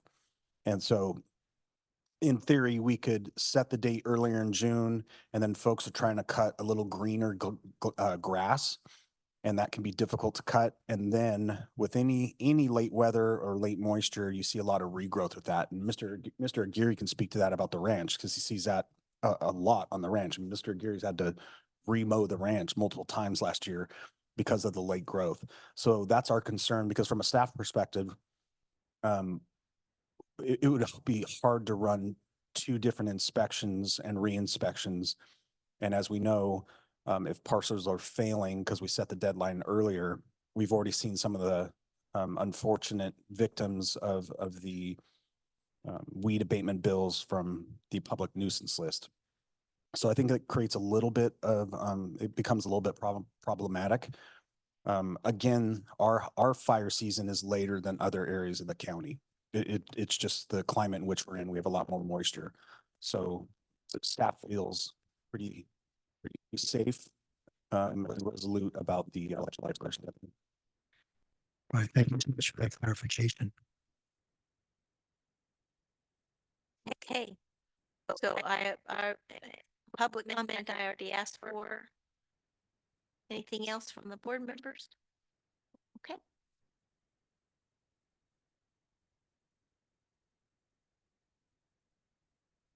So we don't have to approve it or accept it or anything like that. All right. Fire protection, facilities and resource managers report. Hello, Mr. Aguirre, welcome. How you doing?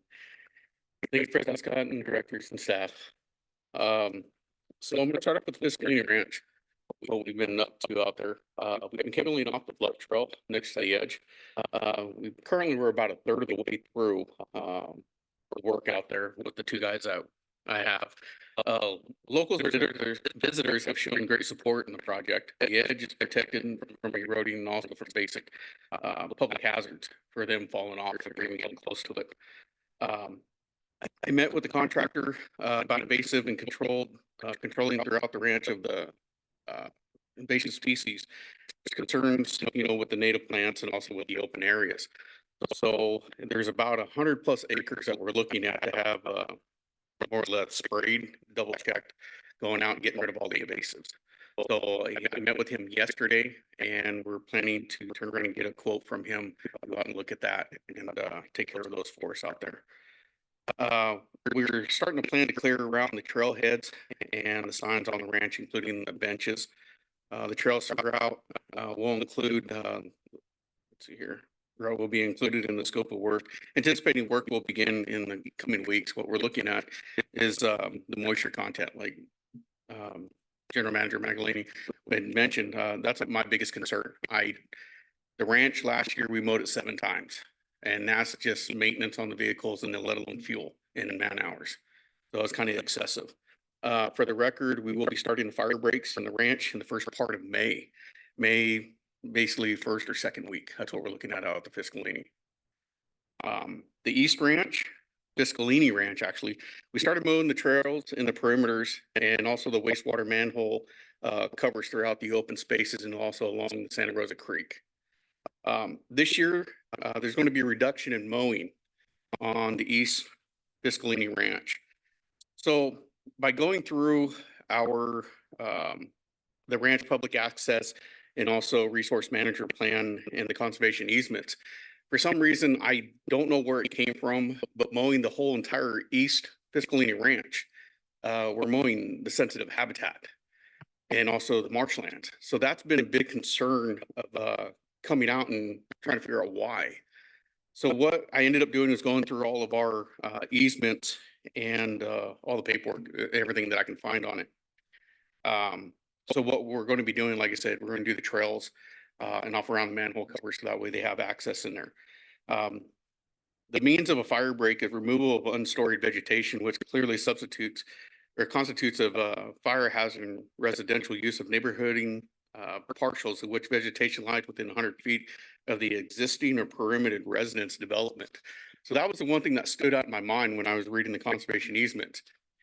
So that would put it basically about 2 or 3 passes along the Santa Rosa Creek, towards the, what do you call it, Main Street on the backside of all the residents and stuff of that nature, because we have the Santa Rosa Creek that separates the difference. So that's one thing that we are going to be doing this year, cutting back on that expenditure of maintenance and hours on our vehicles. East Ranch, we have started to mow around the parking lot and the dog park and also with the trails. Due to the moisture content and the vegetation, I am personally delaying the mowing of the main fields. We're hoping to do that by the end of April, the 1st of May. Drier conditions will help slow the vegetation regrowth once we turn around and do that. The new public bathrooms will be up and running soon. I believe power is the only thing that we're more or less waiting for. The contractors come in, and I've been working with the utilities on that one. Let's see. Our guys have been out in basically along Main Street cleaning up a lot of our lots that are in the public eye. That is one thing that they have been doing. They've been out weed eating here by the bank and also by Cambria Drive. And we're slowly getting into that. Because I know with what do you call it, Fire Council has the CCSD lots. So we're going to do our minimums on ours, the ones that are in the public, but we're still watching them so that we can work with them and let them know that they're responsible for certain ones that we want to give to them. The street lights. We ended up going with an outside company to upgrade the lights in the light bulbs in the main streets. They're all going to be going to LEDs. The work is starting actually, we're anticipating April 28th through May 1st. I already talked, and our website, we're supposed to be putting out a public notice to let them be aware that we are actually going to be having vehicles out there. They're going to be upgrading the whole internals of those. And the lighting does meet our guidelines within our policy for the district. Public restrooms, we've been looking into the auto lock system. That is the big thing for these, especially for my department. With the closures to the public bathrooms with an outside company due to expense and district employees in the AM and PM, opening and closing on the weekends. The district's utility side has been beneficial to our department because they've been opening them on the weekends in the mornings. The system will consist of electronic magnets on the doors. The magnet strength can be anywhere from 600 to 1,200 pounds.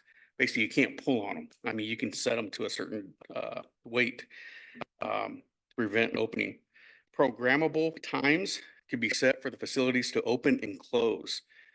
Each door on the inside of the restroom, if anybody gets locked within that time frame that our hours are exceeded, there's going to be an emergency button, which is just basically on the wall. They can push it, it'll unlock it, and they'll be able to exit the building. It also comes with a backup battery in every single one of them. So that way, if the power does go out, we do still have the access to turn around and have somebody be able to vacate the premises. Trash, recycling plant, receptacles. This one here. So I'd like to take a moment to sincerely thank General Manager McElwain for the support showing to my department in regards to this. When I brought up the subject while managing our department's workload, in the response of not now or at a later time, reflected a thoughtful and realistic approach that I really, truly appreciated. It's easy to reflect the thoughtful and realistic approach that I truly appreciated from McElwain on this. And it's also easier for me to turn around and say yes. to multiple things in the moment. But in the authentic leadership that has been recognized when it's even, I'm not right to say yes in certain situations. He has consistently advocated for our department, especially during challenging moments. I generally grateful for his willingness to step forward and speak on my behalf, often saying things that I may not have, but needed to say. That kind of support means a lot. And I just wanted to express my deep appreciation for that. And thank you.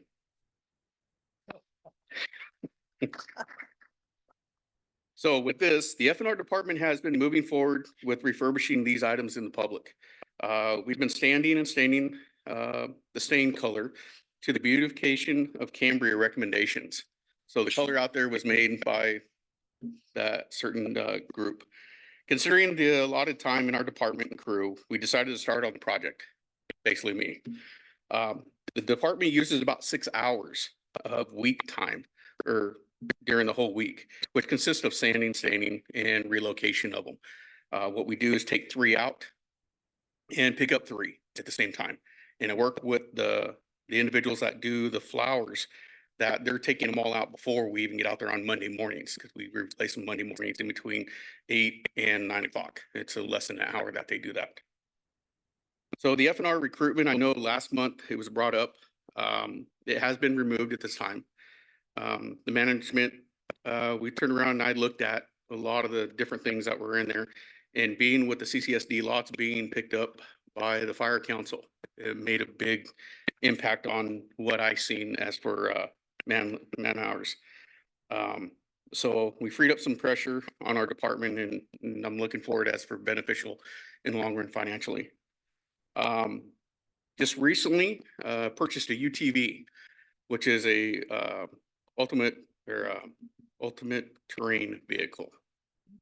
So this department, or our department, has purchased a used gator from a equipment rental company out of San Luis. It's an all-terrain vehicle that can be used within the F&R, and it benefits our department while on the ranch on the east or west. It's a lesser footprint on the trails and also surrounding areas of travel. It's a 4-seater with a cargo bed and diesel, and also four-wheel drive. It's a plus to our apartment beyond anything. This replaces a larger 2003 F350 4-door that was inherited into our department when I came on, which had other issues, but we did do the government surplus. So that's where I was hoping, well, actually, I know that portion of the funds that when it was sold is going towards this. So it was basically a pretty good swap on there. So basically this conducts everything that I've looked into and been doing for this past month. So if there's any questions or concerns. Thank you, Mr. Aguirre. I do want to let you know that the comments that I'm getting from my husband is the one who plants the trippers, and 5 people yesterday walked by and said, "These are looking beautiful." So just so you know. Nope. All right. Do we have any public comment? Oh, how come I didn't see it? I just turned my light on. Thank you, President Scott. I just want to mention, just for some clarification, President Scott's husband, John, has been part of the team that takes care of the trippers, planter boxes, whatever you call. And so he's right now responsible for the watering. And he also, in case anybody's wondering, where the geraniums are at the Spaghetti Bowl, right there at Windsor and Main Street. Mr. Scott is responsible for that, and they're like really attractive.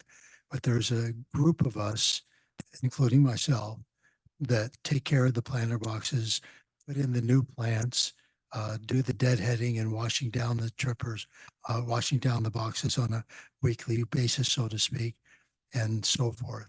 And so it's a team effort, and we need like 17 more mules, and we'll probably be in good shape. That's a joke. But anyway, I just wanted to make that comment.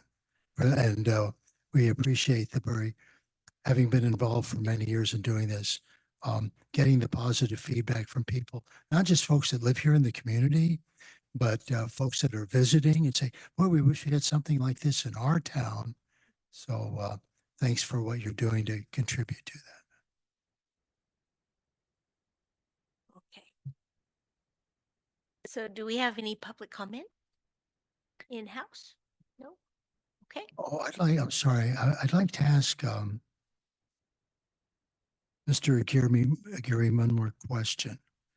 With regard to weed abatement, you might be able to answer this question.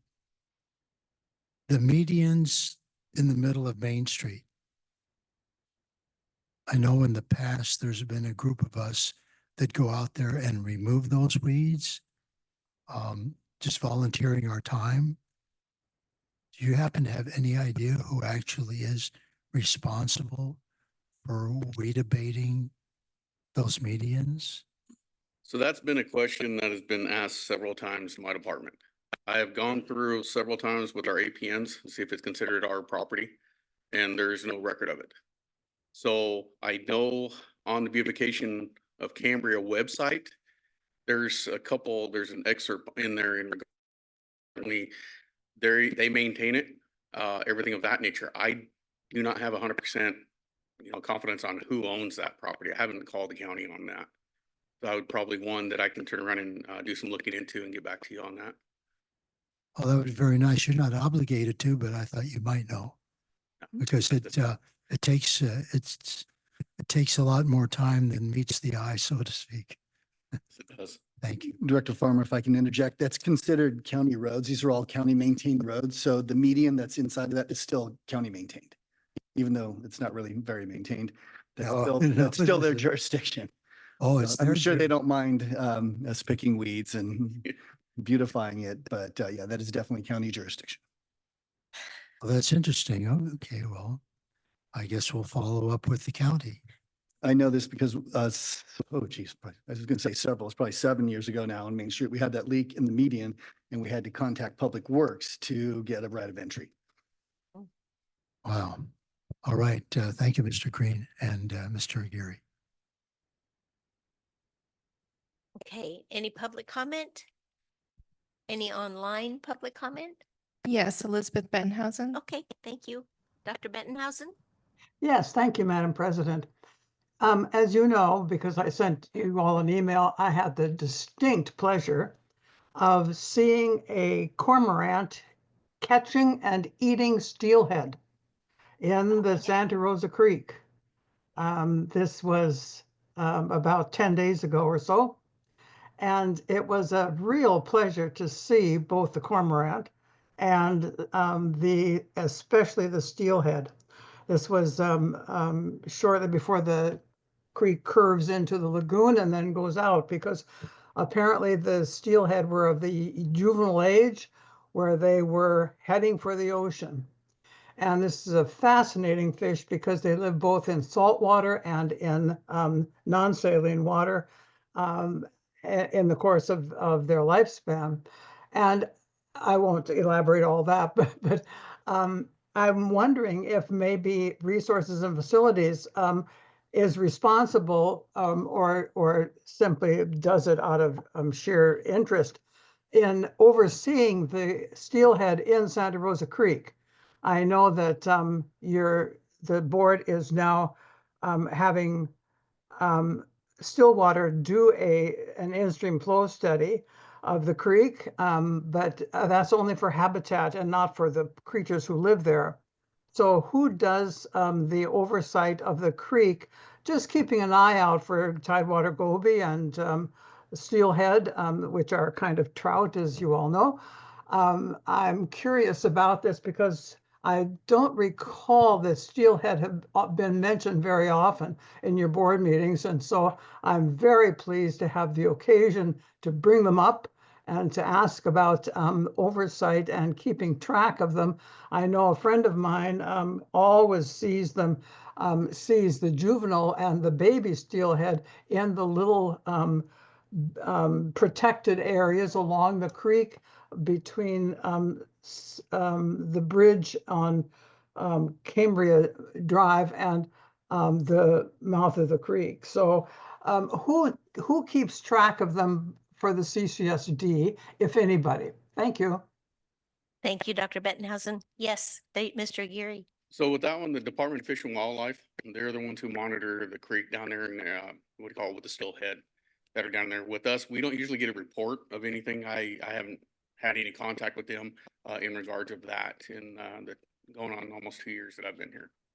So that would be the department to get a hold of in regards to that. Okay, thank you. Yes, Director Dean. Perhaps Mr. Green can address what the in-stream flow study on Santa Rosa Creek is looking at. I know it's the effect of our pumping of the SR wells on the creek, but didn't it also mention something about the effect on sensitive habitat and the sensitive species, including steelhead? Yeah, so both of our in-stream flow studies that we had at San Simeon and now to be performed at Santa Rosa Creek concentrate on aquatic life and our pumping impacts, commercial pumping impacts. So that's good. Definitely be something that we focus on there. It won't be the main focus like Stillwater's now 15-year-old document where they just concentrated on that solely. It'll be, much more broad and detailed in other aspects, but that'll definitely be a metric that we revisit and touch on and report on. Thank you. Okay. Do we have anybody online other than Dr. Bettenhausen?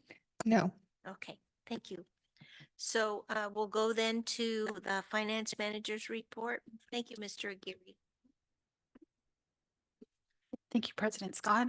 So before you have the finance manager's report on agenda item 8C for the month of April, and this is detailing out all the March activity. I kind of wanted to take some time and reiterate what General Manager McElhaney said and congratulate Mrs. Dodson on our records retention, as I am the administrative department manager as well.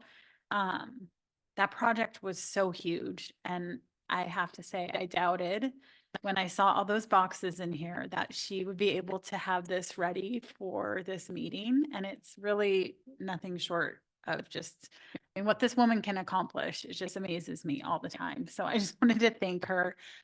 It's really bringing us, saving the district a lot of money, as well as bringing us into compliance with a records retention policy that really allows us to be more efficient and kind of modern in our policies. And so I wanted to take some time and thank her for all of her hard work on that really, really big project. So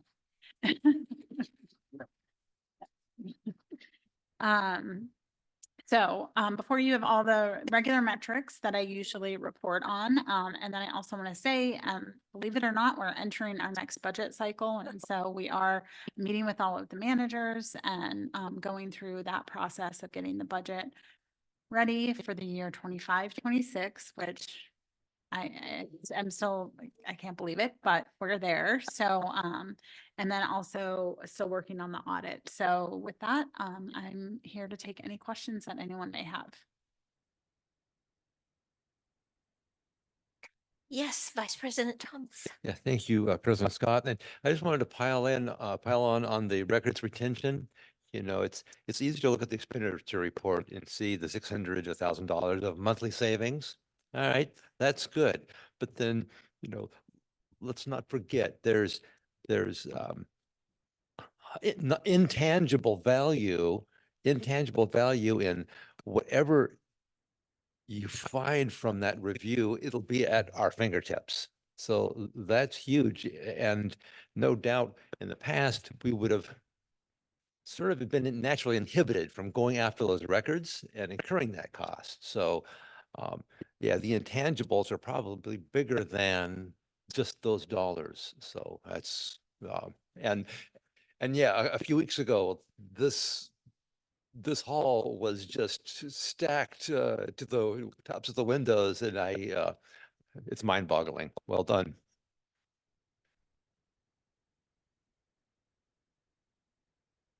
I agree with what he said. Okay. This was a wall, a mountain of boxes. I have never seen so many pallets of boxes in one spot. And I really can't believe you got that all done and all cleared out in time for this meeting. Great job. Great job. Well, it wasn't just me. It was the general manager. It was the administrative department manager, our utilities manager, water, wastewater, fire, facilities and resources. It's been all of us, not just me. So thank you. Yeah, and to put it all in perspective, if anybody looks at the expenditure report, we paid Meathead Movers $3,000 to move those boxes from San Luis Obispo to here. That gives you an idea as to how much there was. And I think there was another expense as well of about $1,500 from another agency, so another company. So yeah, it is quite monumental to even think about it. How quickly you got it done. Anything else from the board members? How about public comment? Do we have anybody in-house that wants to make public comment? No? How about online? No. Okay. Thank you. So now let's go to the utilities report. Mr. Green. Great, thank you, President Scott. I'll begin the March utilities report with wastewater. I'll keep it brief, so if there's questions at the end, you guys can feel free to respond. But our vac truck performed a mile of jetting over the course of the month, and our jetting and collections crew also did a half mile of camera inspection there. On the report, you'll probably see some gross photos of the inside of some pipes, but that's the gold that we get to look at every day and judge our infrastructure on, whether it needs improvement or repair or jetting and cleaning on. You can see the different types of problems that we have with our I&I, our root intrusion, our infiltration from cracked pipes, grease buildup. I know they're all kind of gross items to look at individually, but those are the things that our collections crew is solving every day. I'll touch on the SST program here. Today, as we speak, we've got tank inspectors, some other contractors out beginning to set up where we will begin a full-fledged underground excavation, begin some of this work in the last week of April.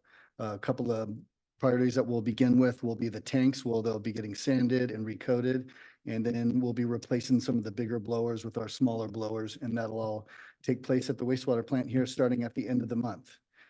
SST, PG&E is contracted with Cushman. It's not official yet, so I'm a little remiss to say this. I don't want to jinx it, but it's a very good contractor. It's something that we would prefer over some of the others that have been brought to the table. So I think this is really good news going forward. Again, SST with PG&E should have that Cushman vendor hopefully signed by the end of the month, and we'll look forward to them being on site then in May. Kind of moving forward to some of the projects that we're doing, the lift station B4, we've begun the CDP process, or at least permitting for it. Starting to look at contracting for geo and environmental and doing some of those things behind the scenes before we break ground on that project, which probably looks like later this year or early next year. I'll move to water. I want to give a big shout out to Clint, who passed his T3 exam, which is not an easy exam to pass. And he's only been with us for, I think, a little under a year here, or just about a year. So huge props to him. Also, we want to welcome, sorry, David, but our new OIT, Oscar, which we've taken from F&R, who's just fit in wonderfully with all the guys there, and he's learning a lot. So we're staffed up and ready for summer in water. Some good news with AMI. As of business this morning, we have 1,673 meters installed out of the 3,500 contracted. We are months and months ahead of a schedule on this, so we're still keeping our boots on the ground and moving forward, but huge props and thanks to our contractor on the job, who's really making huge gains and leaps forward on this, working on Saturdays and weekends to get this executed here. We had an initial date of July 4th for completion. We're looking at getting this completed by Memorial Weekend, which is huge, which would be fantastic. It'll be right in line with our next billing cycle. So that means no more trucks out, no more boots on the ground out there manually reading meters. We're just working kind of behind the scenes with finance and admin on the integration of that Badger Ion Water reading, integrating with our Tyler billing systems. While we're on that topic, though, we want to make sure to remind the public, 3-foot radius around your meter box at all times, not just when we're changing out registers or working on meters. We need that access to there should there be any problems on site at that property, so we can access that angle valve to shut off water. To that I house. did see one thing on Next door. social, yeah, Blue. next door. I think it was next door. About thank you so much to CCSD for cleaning up around my utilities box. I went, oh yeah, no. Not really part of the scope of the No. project, but whatever we can help, 1 meter box at a time. Also, we want to touch on hydrant maintenance. We've been doing a lot of hydrant maintenance with some of the winter weather. We had some down trees with the moist soil and the wind that came up. We had one that just was a narrow miss on one of our hydrants. So we've been doing a lot of work on hydrants, a lot of maintenance around hydrants, so our fire department can access them and actually turn them on when needed. Couple cases, we've actually raised the hydrant up with a spool so that way they can get their tool all the way around it, because subsidence from the hill has come down and brought the surface of that up higher. So we went ahead and raised the hydrant. Also, I want to make note, thank you, Ms. Dodson. She's created a link on our website that's a report a hydrant link. We've gotten a couple hits on there, but they've been very fruitful. Again, we have 5-6 operators out in the field every day, but we don't get to all the far reaches of there. So really advocate for our ratepayers or the community out there. If they see an issue or concern, please report it to the hydrant, call us directly, but make note of it, bring it to our attention. I'll touch on some more of the projects we have going. On our AMP, we are doing our second round of our protocol surveys as requested by California Coastal Commission. Our biologists did their second night audit or survey where they found 11 frogs, which is a record for us out there. And they found an egg mass in the San Simeon Creek.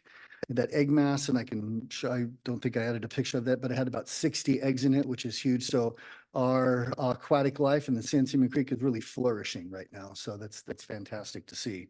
And that'll be reflected on the surveys.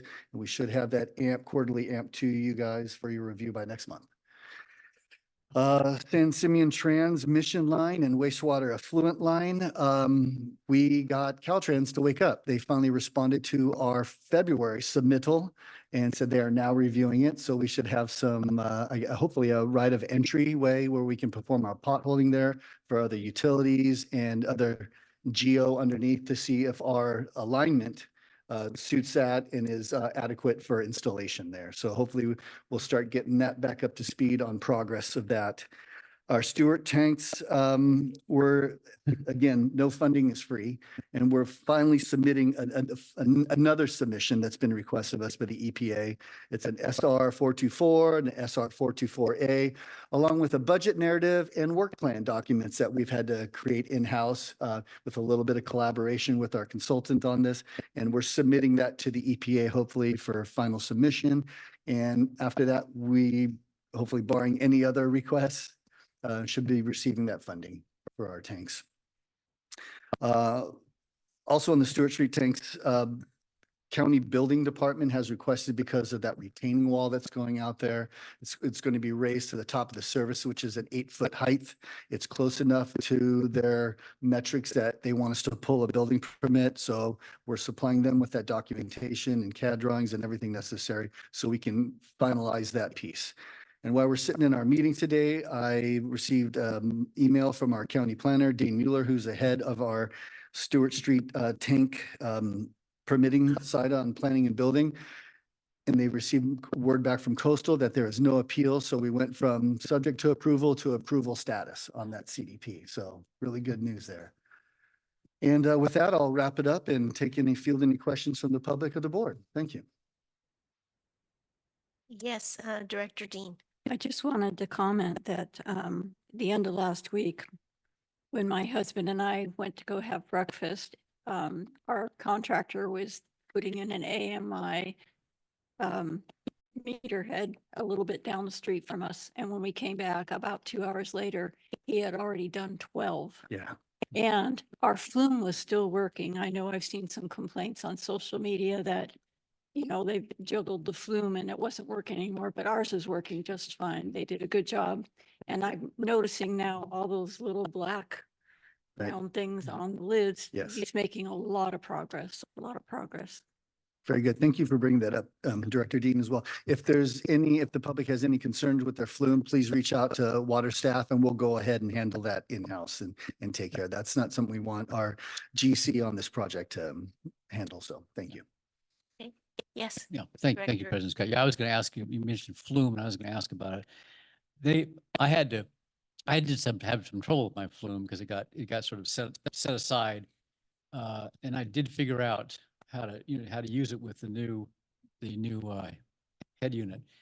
It takes a little bit of adjustment, but it is, and you might have to have somebody show people how to do it, because if you have to readjust, it's not, because it used to be a larger thing, you could wrap it around, and now it's a pretty slow little. It's more compact. More compact, and so it takes a little bit of trial and error. Got it working though. Yeah, that's why, again, if anyone's having problems with reconnecting or the placement of this, please reach out to water staff. We'd be glad to help with that. Yes, Director Farmer. Thank you, President Scott. First, Mr. Green, I want to offer the board's congratulations to what happened this morning with regard to going from, well, possibly everything being okay to the approval that you got, right? Yes, absolutely. Coastal approval. Yeah, that's fantastic. So overall, we passed our CDP. We'll get the permit. Still got to work on the building permit side of that. That's kind of a new addition or new request. But yeah, no, that's fantastic. I think I was looking at the board yesterday and I think I have 6 CDPs on there, which I think now we have 3 of them submitted and confirmed. So that's pretty good. That's pretty nice. Thank you. It's a nice way to move further into spring. So speaking of that, it's really nice. The hillsides are still green, even though, no pun intended, even though we got lower than average rainfall, it was like spread out over a fairly long period of time.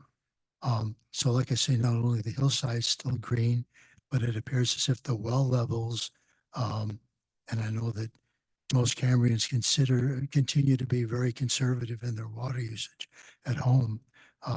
It looks like our well levels will be adequate for the remainder of the year, don't you think? I do. I'm still cautious. I still advocate for conservation, and I really appreciate especially our residential community who really rise to this challenge every year and, restrict outdoor watering and all those metrics to help with that. But every year around this time, we're usually filled back up, at least with the San Simeons. We're a little bit behind, so I will take those couple extra tenths or inches that we get here in late April.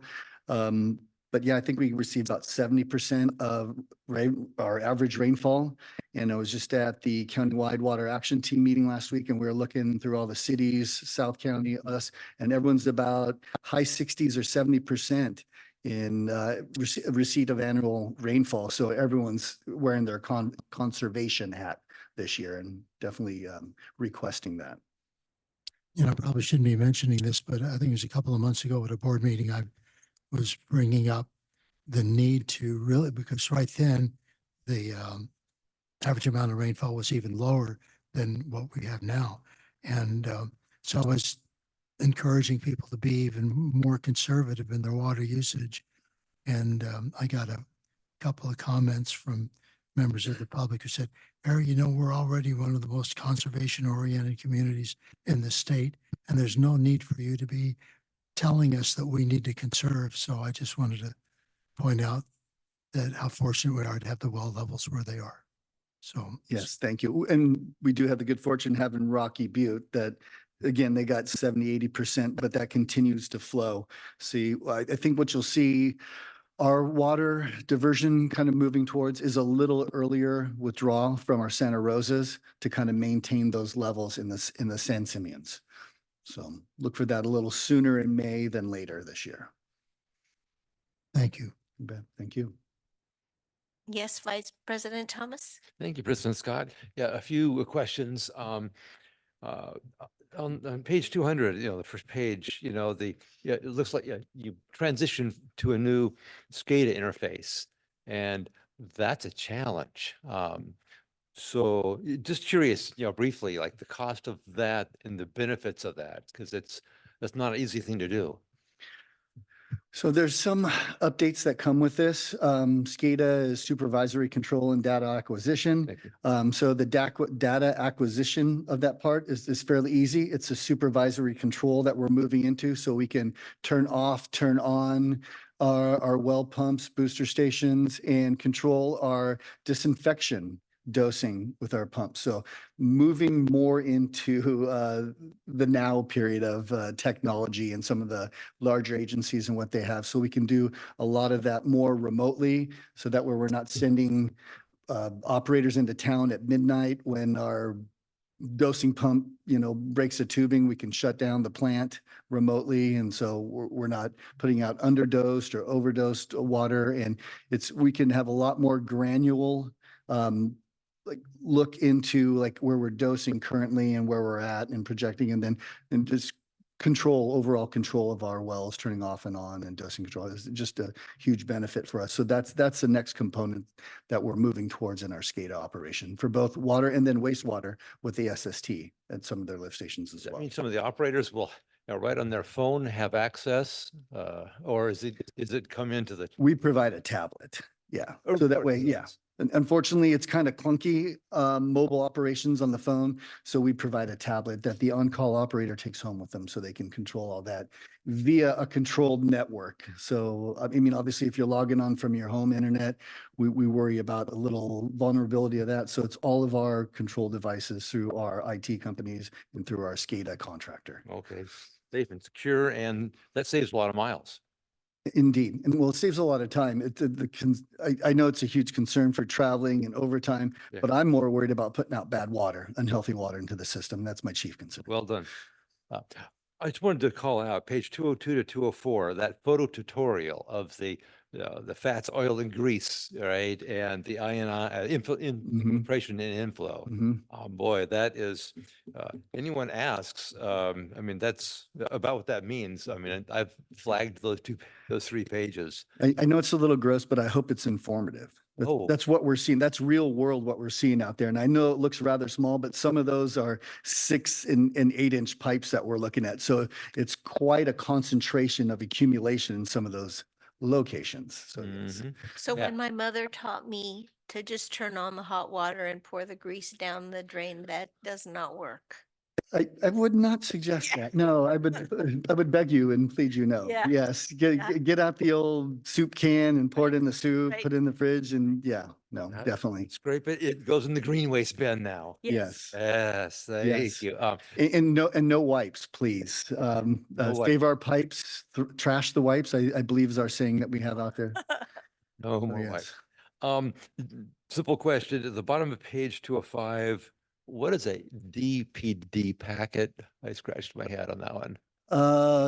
Dimethylate, I don't ask me to say what the 17 syllable word is for that, but so that's a DPD. So that's indicating your chlorine or disinfectant concentration of your water. Oh, it's So that's basically, so it takes amount of chlorine to disinfect, then your residual that's over the top, that's what that's indicating right there. Oh, okay. I was assuming it was an agency, so I got you. No, it's just indicated for the chemical that's used to, it's a colorometer. So it provides a certain color when that residual is measured. And that's just Got what it. that name is.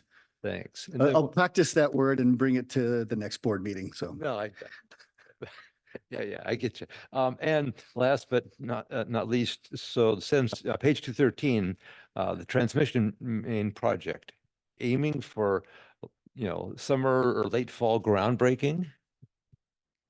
I'd like to do it a little sooner. We're looking at bringing construction management and the RFP to R&I in May, and then to the board for approval in June.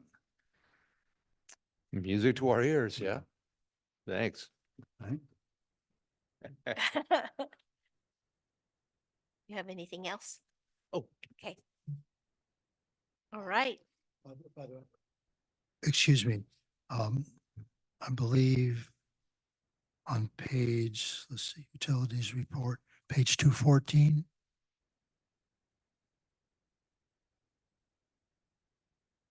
Just right down here with the pilot project for the zero liquid discharge.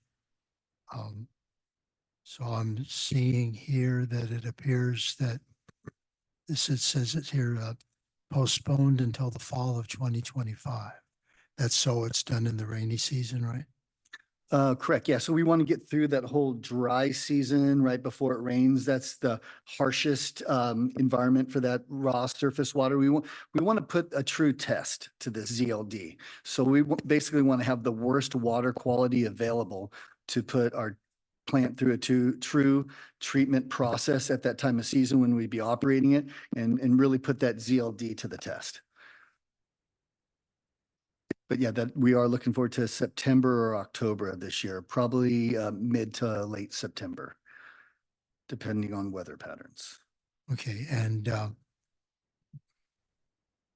this is being done, it's not costing the district anything, right?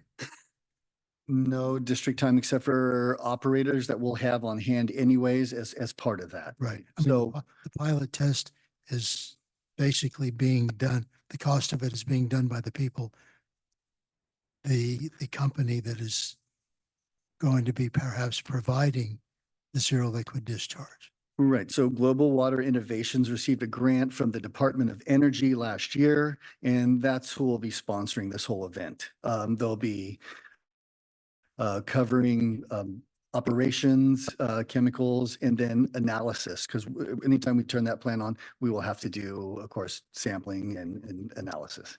And they have promised to cover that as well. All right. Thanks. Okay. So do we have any public comment in-house on utilities? How about online? No. Okay.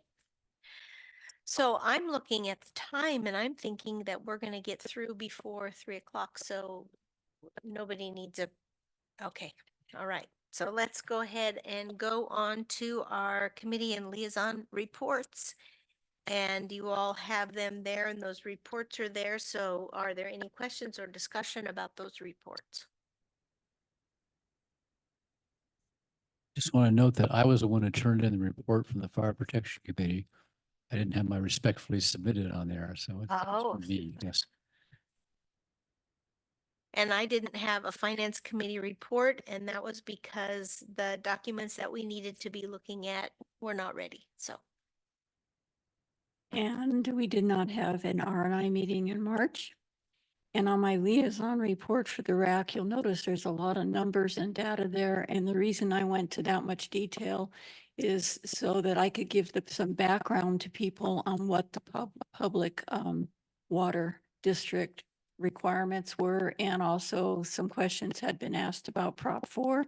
And so I was trying to put some guidelines for that. So I'll get a lot less detailed with numbers like that for my report for last week's meeting. I was very impressed. Oh, thank you. I just wanted to give some background so people knew what the RAC was. Yes, sir. Thank you, President Scott. I should also mention there's no pros committee report because the March meeting was canceled and we had that followed up with a special meeting just last week on the 3rd. Anything else? Do we have any public? I wanted to thank Director Farmer for his liaison reports because as always, it makes me feel like I've been sitting there at that meeting because he put so much detail into it. And so I appreciate that. It's amazing. I don't think it's amazing. It's just, let's just say this. It's something I get joy in doing. And I appreciate the opportunity to be representing the Forest Committee and Friends of the Fiscalini Ranch Preserve because they're like very nature oriented, so to speak. And it's just a joy to be at the meetings and a joy to let people know what's taking place. And I think this is the second month in a row that I've gotten compliments from both ladies on the board here. No need to do it again, but thank you so much. Okay. All right, nothing else here. Do we have any public comment on these reports? No. Okay. Thank you very much. Let's go then to future agenda items. And Ms. Dotson, you want to give us a kind of a review of what's coming up? Sure. For the month of May, we have receive and file the investment report for the quarter ended March 31st, 2025. Receive and file the independent auditor's report for fiscal year 23-24. Discussion and consideration of the third quarter budget report for fiscal year 24-25. Discussion and consideration regarding the biannual review of the debt management policy number 2155. Discussion and consideration of acceptance of funding from PG&E Fleet Program and SLO County Air Pollution Control District, charging and fueling infrastructure grant, and discussion and consideration of adoption of a resolution confirming the itemized report for water and wastewater standby or availability charges. Okay, and then we have the numbers, more clarification for the numbers for the MOU. Yes, and that will be held on a special meeting on Wednesday, April 23rd at 10 a.m. at the Vets Hall.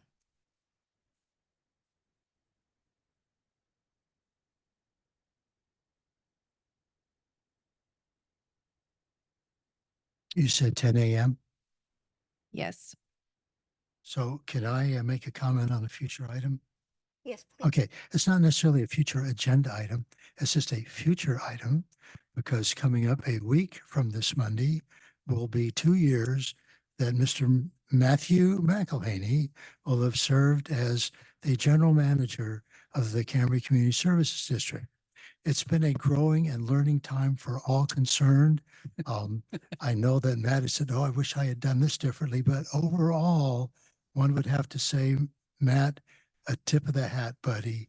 I think you've done a more than admirable job in representing this community and representing the district, and thank you so much. Thank you, Dr. Farmer. I appreciate that.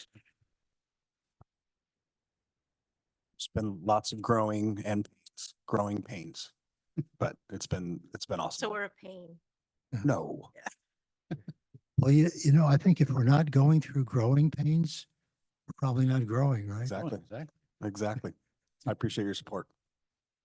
And I can say from at least all three of us up here, he's been a wonderful manager to work for. So staff are very happy too. Now they're trying to make me cry.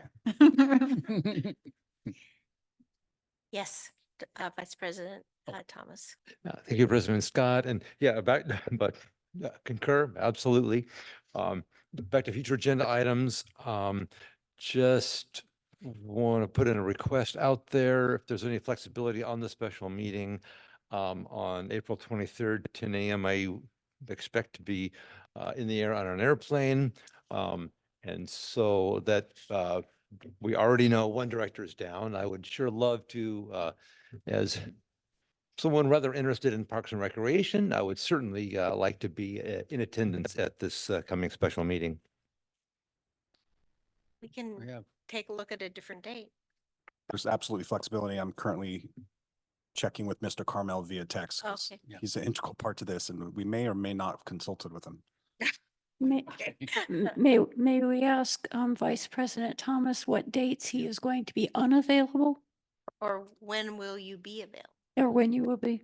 Oh, the following day, I'll be frisky and right back here in Cambria. Thursday, Thursday, the 24th. I think I'm free. You're not? You I are? am. I think Yeah, I am too. In the morning, especially. Okay. Is that okay with you, sir?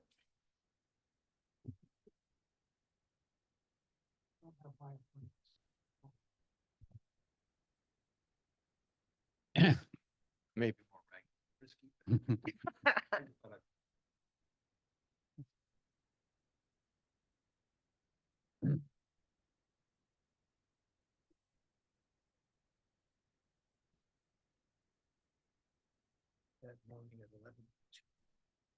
We also can check with Mr. Carmel and send an email to the board instead of all of us pulling out our planners and we can try to follow up a little bit later. That'd be great. Okay. So I just wanted to say, I'm sorry. So on Thursday, the 24th, I have an appointment at the DMV Morning or around that afternoon? time, so I wouldn't be available. 11? Yeah. Yeah, well, my appointment's at 11:20. Are you going to slow? Yes. Okay. So might be back by 1 if you wanted to do it at 1. Yeah, that'd be fine. Okay, so check with Mr. Carmel and then we'll go ahead with that. Yes, Director Gray, did you have something? Yeah, this is for future agenda items. I don't know if this is for an immediately upcoming agenda, but maybe it's some general question about strategic planning goals and objectives and supporting actions. I noticed that, and I was looking at the administration and finance core area of the plan that we finalized last month, and there are target completion dates left blank. Right. It's elsewhere, a couple of spots in the plan, the same thing, or undetermined. I know we do a regular review every 6 months, but I wondered if is a chance that we could go back to some of these items which we left blank, we punted on basically. Yeah. And come back and just have, Just for dates and just for dates, just for target dates. And so we can sort of set a timetable for some of these things. when is our regular 6-month review? September, wouldn't it? I believe it was in September. Yeah. Okay, can we put it on the probably put it on the May agenda? Yeah, Just I mean, to fill there's the just a space. few. I mean, the one I was interested in the ones under the finance in particular, like the investigate the revenue model, the general fund, and there's a couple of other things that didn't have supporting actions, but that one did. Have you guys put in supporting actions at all yet? There's one in there. I know. No, but I mean, see this, because these are just minutes. The one that we have is just minutes. This is the one that's on the website. Oh, it's on the It's the website. version on the Okay. website, yeah. So That was the version that was approved at a board meeting. it was approved last month. Well, let's put it on the agenda. Yeah, as I recall, the the process, set every 6 months or as needed. Yeah, so that'd be So good. here we go. Or do you want to do it in June instead of May? I don't remember what May looked like, but I'm sure we could put it on May. Yeah. Okay. Yeah, May is not very heavy yet. Okay. Okay. Oh, yes, Director Foreman. Anything else? How about from the public? I don't have any Nobody hand online. raised. Okay, good. So is there anything else or are we ready to adjourn? Okay, there we go.